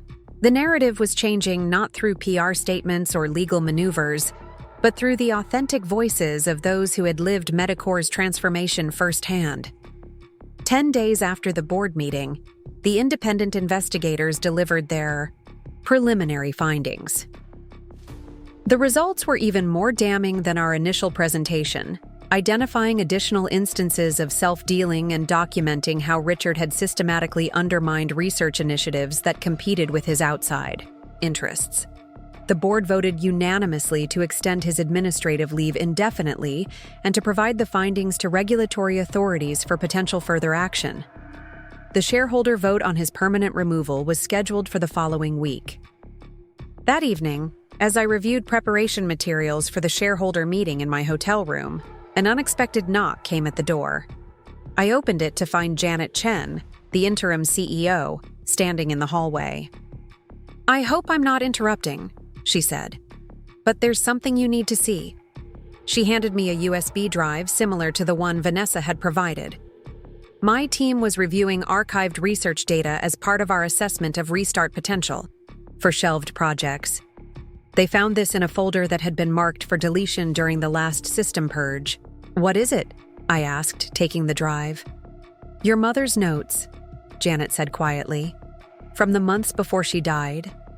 Project plans, research directions, succession thoughts, things Richard claimed didn't exist when he took control." I stared at the small device in my palm, emotions welling suddenly in my throat. He said she left no specific instructions, that all strategic direction was verbal between them. Janet's expression was gentle but determined. That wasn't true. She had very clear plans for Medicor's future, and for your role in it. Richard buried them, but he couldn't bring himself to permanently delete them. Perhaps some small part of him couldn't completely betray her trust. I inserted the drive into my laptop with hands that trembled slightly. The files opened to reveal dozens of documents meticulously organized by project and priority. But it was a folder labeled Emma Future Leadership that immediately caught my attention.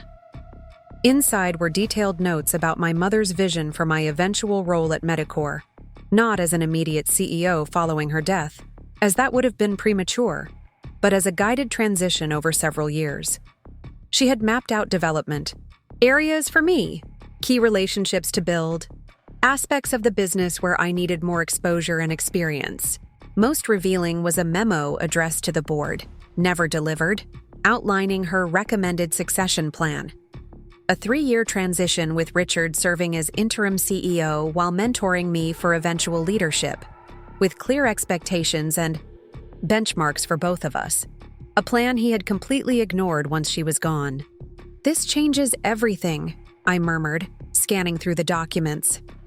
"Not just for me personally, but for the shareholder vote. This directly contradicts Richard's claims about my mother's intentions." Janet nodded. "That's why I brought it. Directly to you. The board needs to see this before the vote."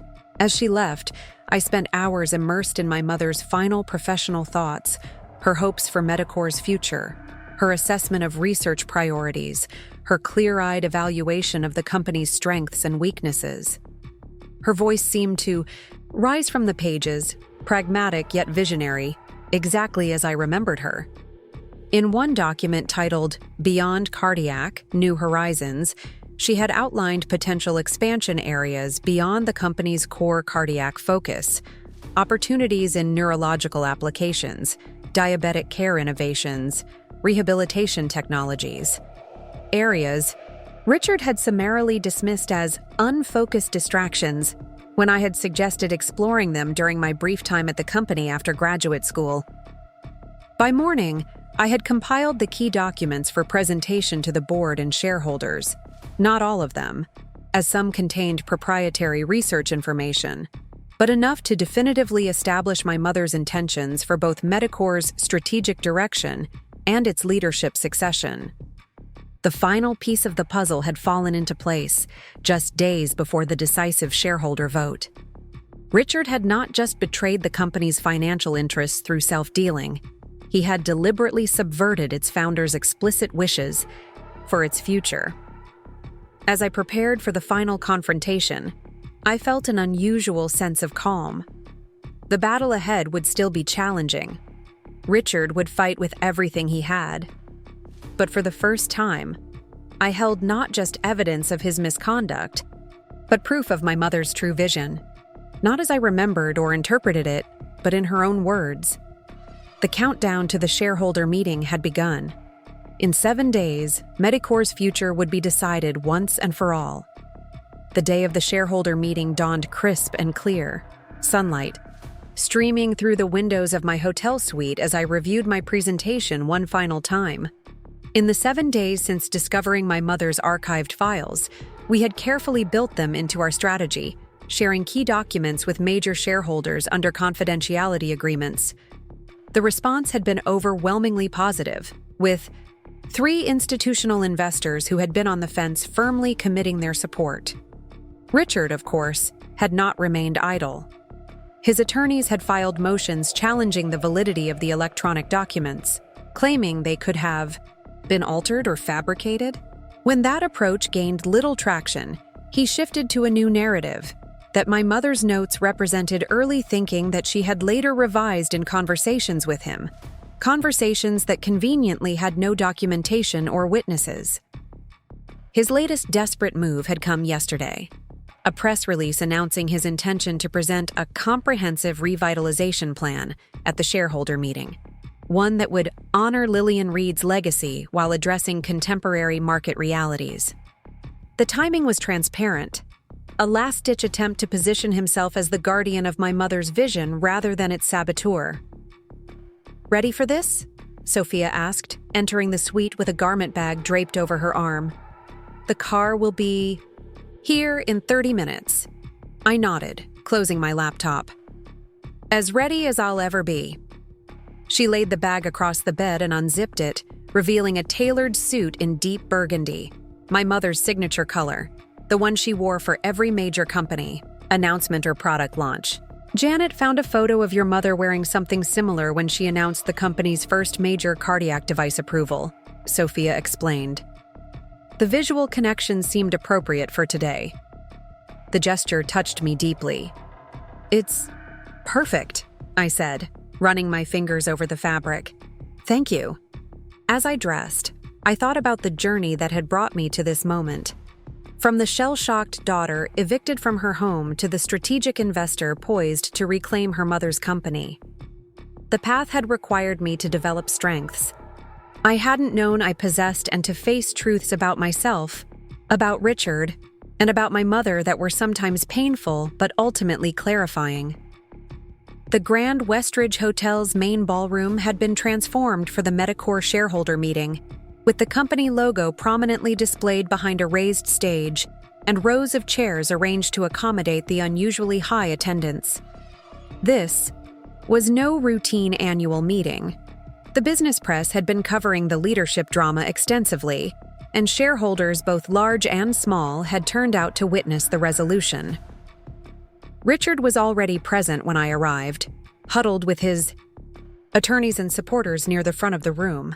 He had lost weight in the weeks since his administrative leave began, his suit hanging slightly loose on his frame, but his expression remained defiant as our eyes briefly met across the space. Harrison Wells intercepted me before I could be drawn into any direct confrontation. "Impressive turnout," he observed, guiding me toward a side room where the board members were gathering. "We're tracking above 90% of outstanding shares represented either in person or by proxy." "And the preliminary count?" I asked quietly. "Too close to call with certainty," he admitted. "The institutional investors are largely breaking our way based on the governance issues and your mother's documented succession plans. Retail investors are more divided.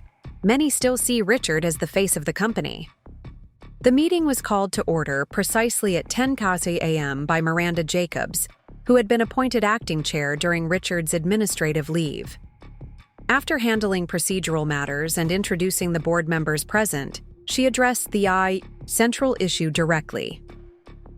"As shareholders are aware, today's special meeting has been called to vote on a resolution removing Richard Hargrove as Chief Executive Officer of Medicor Innovations based on findings of potential misconduct and violation of fiduciary duties. Following long-standing company practice, we will hear presentations from both sides before proceeding to the vote." Richard was introduced first, rising to take the podium with practiced confidence. Despite everything, he remained a skilled corporate communicator, his voice steady and authoritative as he addressed the assembled shareholders. "I stand before you today not just as the CEO of Medicor Innovations, but as someone who partnered with its founder, Dr. Lillian Reed, to build this company from promising startup to industry leader," he began. "For 15 years, Lillian and I worked side by side, her brilliant innovations paired with my business acumen and market understanding. It was a partnership that transformed cardiac care for patients worldwide." His narrative skillfully positioned himself as the co-architect of my mother's success, equal partners in a shared vision. It was a story he had crafted carefully over years, repeated so often that many in the room, particularly newer investors and employees, accepted it as historical fact. The allegations raised against me represent a fundamental misunderstanding of complex business decisions made to ensure Medicor's continued growth and competitiveness, he continued. "Yes, I directed investment toward external innovation channels. Yes, I had financial interests in some of those channels. These arrangements were structured specifically to align my personal incentives with company outcomes, to ensure that, when these external partners succeeded, Medicor succeeded as well." He turned to address the specific governance concerns directly. "Could disclosure of these arrangements have been more comprehensive? Perhaps. Administrative processes sometimes lag behind fast-moving business realities, but there was never any intent to conceal or mislead, only to move quickly in a competitive landscape." His voice softened as he pivoted to more personal ground. "Since Lillian's passing, I have done my utmost to honor her legacy while adapting the company to changing market conditions. Sometimes that has meant difficult decisions, prioritizing certain research initiatives over others, focusing resources where they can deliver maximum value to patients and shareholders alike." Then came the emotional appeal, carefully calculated to resonate with the audience.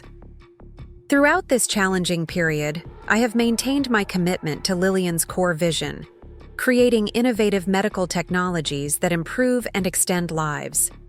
That commitment has never wavered, despite the personal attacks and baseless accusations leveled against me in recent weeks." He paused, looking directly at me before continuing. "I understand the emotional dynamics at play here. Grief can express itself in unexpected ways, and family relationships are complex. But Medicor deserves leadership based on business realities, not personal grievances." The implicit suggestion that my actions were driven by emotional instability rather than legitimate concerns was subtle but clear. A deliberate attempt to undermine my credibility without appearing overtly sexist or condescending. "The revitalization plan I'm proposing today," he continued, turning to his final argument, "represents a balanced approach that honors our innovation heritage while ensuring financial sustainability. It includes increased R&D investment, strategic partnerships to accelerate development timelines, and a renewed focus on the breakthrough technologies that have always been Medicor's hallmark." He outlined a plan that superficially addressed many of the concerns raised about his leadership, promising to restart key research initiatives, recommit to innovation, and improve transparency and governance. To anyone unfamiliar with the details of his past actions, it might have sounded reasonable, even impressive. "I ask for your continued support not for my personal benefit, but because continuity of leadership serves Medicor's best interests during this critical period," he concluded. "Let's put these distractions behind us and refocus on what matters, developing life-changing technologies for patients who need them. Thank you." The applause was substantial, though not overwhelming, a reflection of the divided sentiment in the room. Richard returned to his seat with the satisfied expression of someone who believes they've successfully controlled the narrative. Next, Miranda introduced me. As I walked to the podium, I felt a momentary flutter of nervousness, not from public speaking. My years in business had long since cured that anxiety, but from the weight of the moment. This wasn't just about corporate leadership.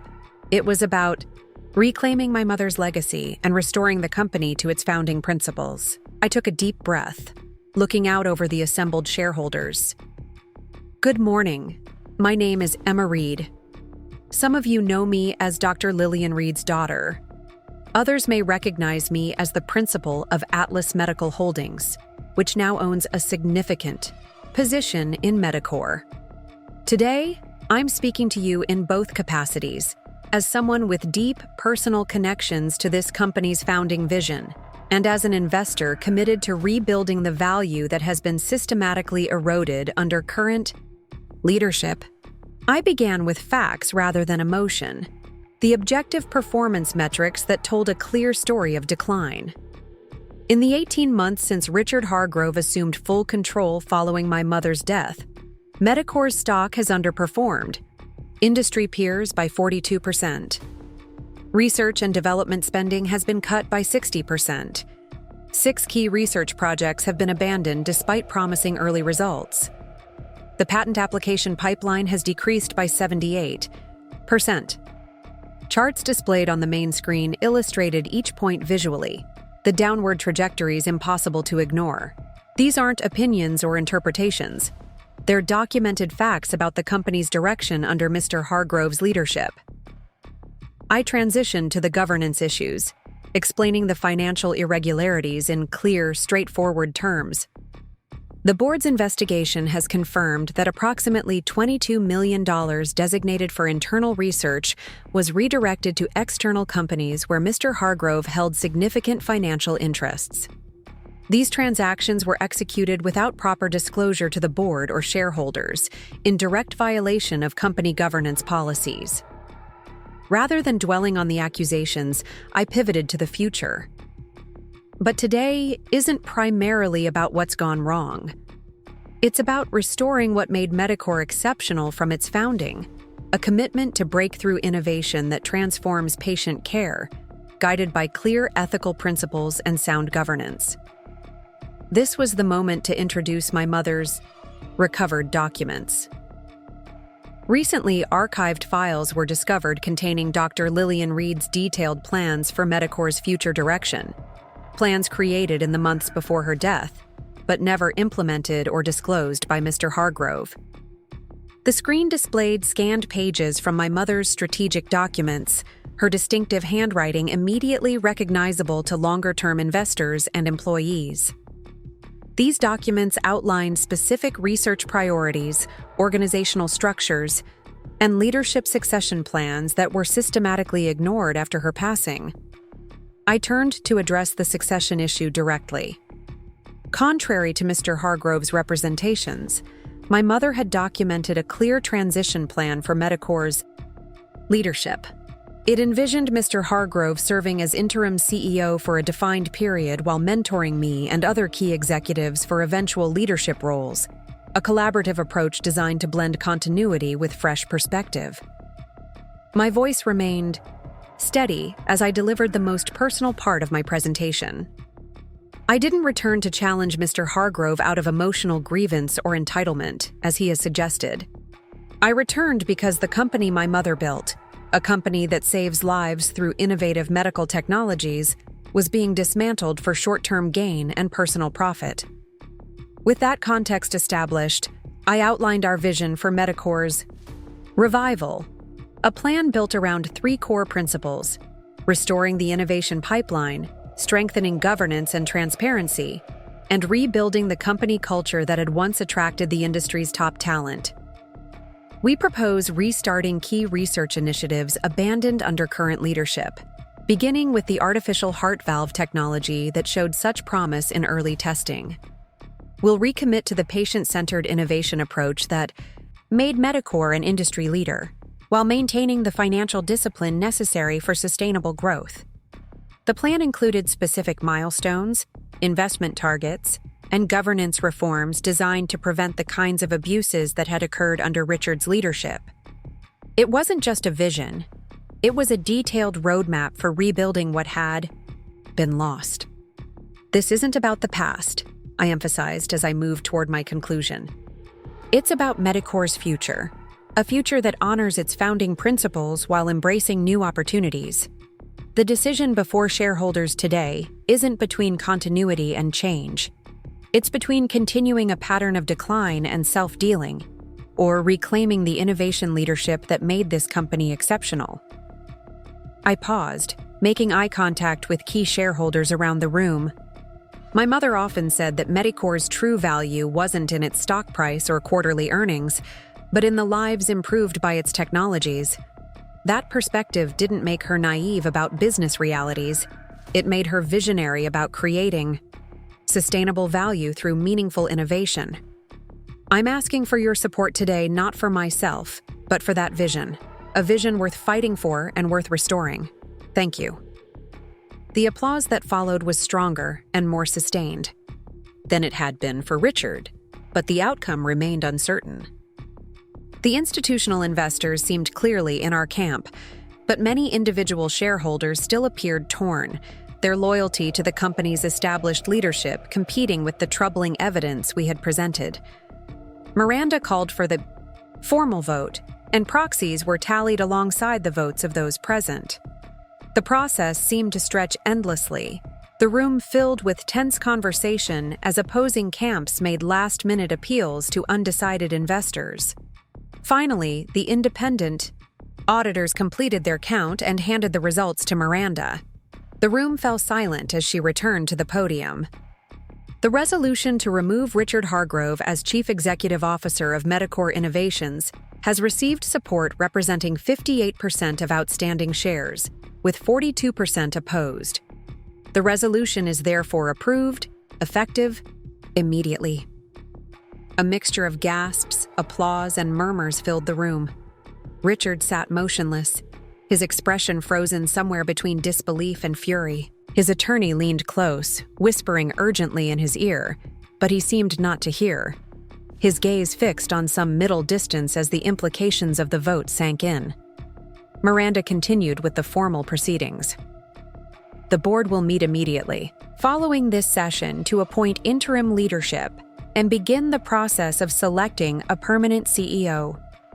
We thank shareholders for their participation in this important decision and reaffirm our commitment to transparent governance and long-term value creation. As the meeting adjourned, shareholders began to disperse, some stopping to offer congratulations or express ongoing concerns. Richard remained seated, his support team hovering uncertainly around him. For a moment, I considered approaching him, saying something that might provide closure or acknowledgement of the seismic shift that had just occurred. But Sophia gently steered me toward the board members gathering near the side exit. "Not now," she murmured. "There will be time for that conversation later, if it's needed at all." The emergency board meeting that followed was brief but consequential. Janet Chen, who had served effectively as interim CEO during Richard's administrative leave, was confirmed to continue in that role, while a search committee considered permanent leadership options. I was appointed to chair that committee, with a mandate to evaluate both internal and external candidates against criteria aligned with the company's renewed focus on innovation leadership. As we adjourned, Harrison Wells pulled me aside. "The real work begins now," he said quietly. "Winning the vote was necessary but insufficient. Rebuilding what's been damaged will take time and sustained effort." "I know," I acknowledged. "But for the first time in 18 months, we're moving in the right direction." It was nearly evening by the time I left Medicorp headquarters, the emotional and mental toll of the day finally catching up with me as I slid into the back seat of the waiting car. As we pulled away from the curb, I noticed a solitary figure emerging from the building. Richard, walking alone toward the executive parking area, his shoulders slumped in defeat.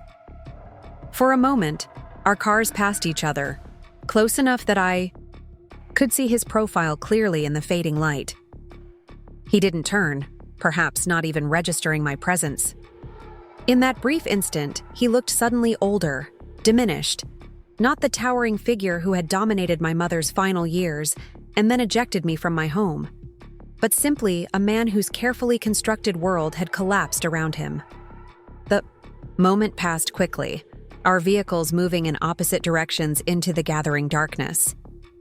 Whatever confrontation or reconciliation might eventually occur between us would happen another day. Today had been about something larger than our personal conflict. It had been about reclaiming a vision and purpose that transcended both of us. My phone buzzed with a message from Janet. R&D team requesting meeting tomorrow a.m. Apparently, they've been secretly maintaining notes on the valve project, ready to restart immediately with your approval. I smiled, feeling a weight lift from my shoulders. The restoration had already begun. 3 months passed in a blur of activity. The transition from Richard's leadership proved both challenging and illuminating, revealing problems more extensive than we had initially understood, but also uncovering unexpected strengths. Dedicated employees who had preserved institutional knowledge despite active discouragement, relationships with research partners that could be quickly reactivated, patient advocacy connections that had been maintained through personal initiative rather than corporate support. As chair of the CEO search committee, I conducted exhaustive interviews with potential candidates, seeking someone who combined innovation vision with operational discipline. The process revealed something I hadn't fully acknowledged: my own growing capability to lead the organization I had fought to reclaim. The realization crystallized during a late-night strategy session with Janet and the research leadership team. As we discussed the revitalized innovation pipeline and 5-year growth strategy, Janet observed quietly, "You know this company better than any outside candidate we could find. You understand its history, its capabilities, and its potential in ways they simply can't." The other executives nodded in agreement. Dr. Chen, who had returned to lead the research division, added, "Your mother always said you would lead Medicore. Someday." Perhaps someday has arrived sooner than she anticipated, but that doesn't make it wrong. Their confidence was humbling and energizing. Over the following weeks, I engaged in deep self-reflection about my readiness for the role. My business background and education had prepared me for the financial and operational aspects. My time with Atlas had honed my strategic thinking and investor relations capabilities. What had been missing before, practical experience in the medical device industry, had been partially addressed through the intensive immersion of the past 3 months. When the search committee formally recommended me as CEO, with Janet continuing as COO to provide operational continuity, the broader board approved unanimously. The announcement was met with strong market approval, Medicore's stock rising 12% on the news. The day I officially became CEO, I visited my mother's grave, placing fresh flowers beside the simple headstone that bore her name and the dates that marked her too brief life. "I made it, Mom," I said softly. "Not exactly the way you planned, but I think you'd approve of the outcome." The breeze stirred the leaves of the oak tree shading her resting place, a whisper of movement that felt, in my imagination at least, like acknowledgement and approval.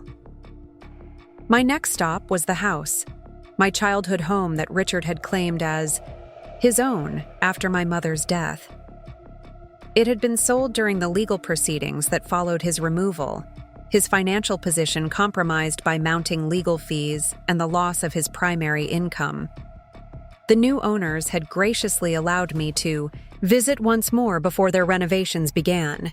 Walking through the empty rooms, I felt not grief or anger, but a gentle closure.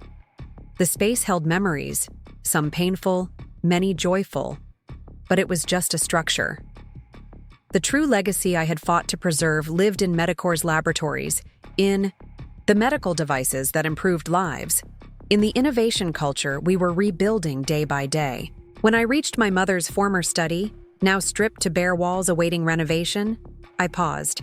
This room had been her sanctuary, the place where she sketched early designs for technologies that would eventually transform patient care. Standing there, I could almost hear her voice, not sad or regretful, but practical and forward-looking as always. "The past matters," she would say, "but only insofar as it shapes a better future." That philosophy would guide my leadership at Medicore. We would honor her founding vision not through rigid adherence to what had been, but through continued evolution of what could be. Pushing boundaries, challenging assumptions, prioritizing, impact over incremental gain. 6 months into my tenure as CEO, we received FDA approval for the first major innovation developed under the Restored Research Program, an implantable cardiac monitoring system that represented a genuine advance over existing technologies. The approval triggered a company-wide celebration, validation that our renewed focus on breakthrough innovation rather than incremental improvements was bearing fruit. During the celebration, I found myself standing beside Harrison Wells, watching. Researchers and engineers who had weathered the difficult years under Richard now celebrating with unbridled enthusiasm. "Your mother would be proud," Harrison said, echoing a sentiment I had heard frequently since taking the leadership role. "Not just of what you've accomplished, but of how you've accomplished it." "I think she'd be proud of all of us," I replied. This was never about one person. Not Richard, not me, not even her. It was about protecting something valuable that benefits others. Later that evening, as the celebration wound down, I returned to my office, my mother's former office, though I had redecorated it to reflect my own style while maintaining subtle connections to her era. On the credenza behind my desk sat a single-framed photo, my mother and me at my MBA graduation, both of us smiling with shared pride and affection. Beside it now rested a new addition, the first production model of our newly approved cardiac monitor, sleek and elegant in its protective case. The device represented everything we had fought to restore, innovation that mattered, created with integrity, designed to improve lives. As I gathered my things to leave, my phone buzzed with a text message from an unfamiliar number. "Congratulations on the FDA approval. Well deserved. RH. Richard." The message was unexpected. Our only communication since his removal had been through attorneys handling the remaining legal issues. This simple acknowledgement, while far from an apology, represented perhaps the closest thing to closure our complicated relationship would ever achieve. I considered responding, but ultimately decided against it. Some chapters were better simply closed, their lessons absorbed, but their emotional entanglements left behind. My focus now belonged entirely on the future, not just Medicor's future, but the futures of the patients who would benefit from the innovations we were committed to developing. Walking through the research facility on my way out, I passed labs where teams were working late into the evening, energized by the day's success and eager to build on the momentum. Their dedication reminded me of what my mother had built, what Richard had nearly destroyed, and what we had collectively reclaimed. The company wasn't perfect, no organization is, but its compass now pointed true again, guided by principles that balanced innovation with sustainability, patient impact with financial health. The battle to restore that direction had changed.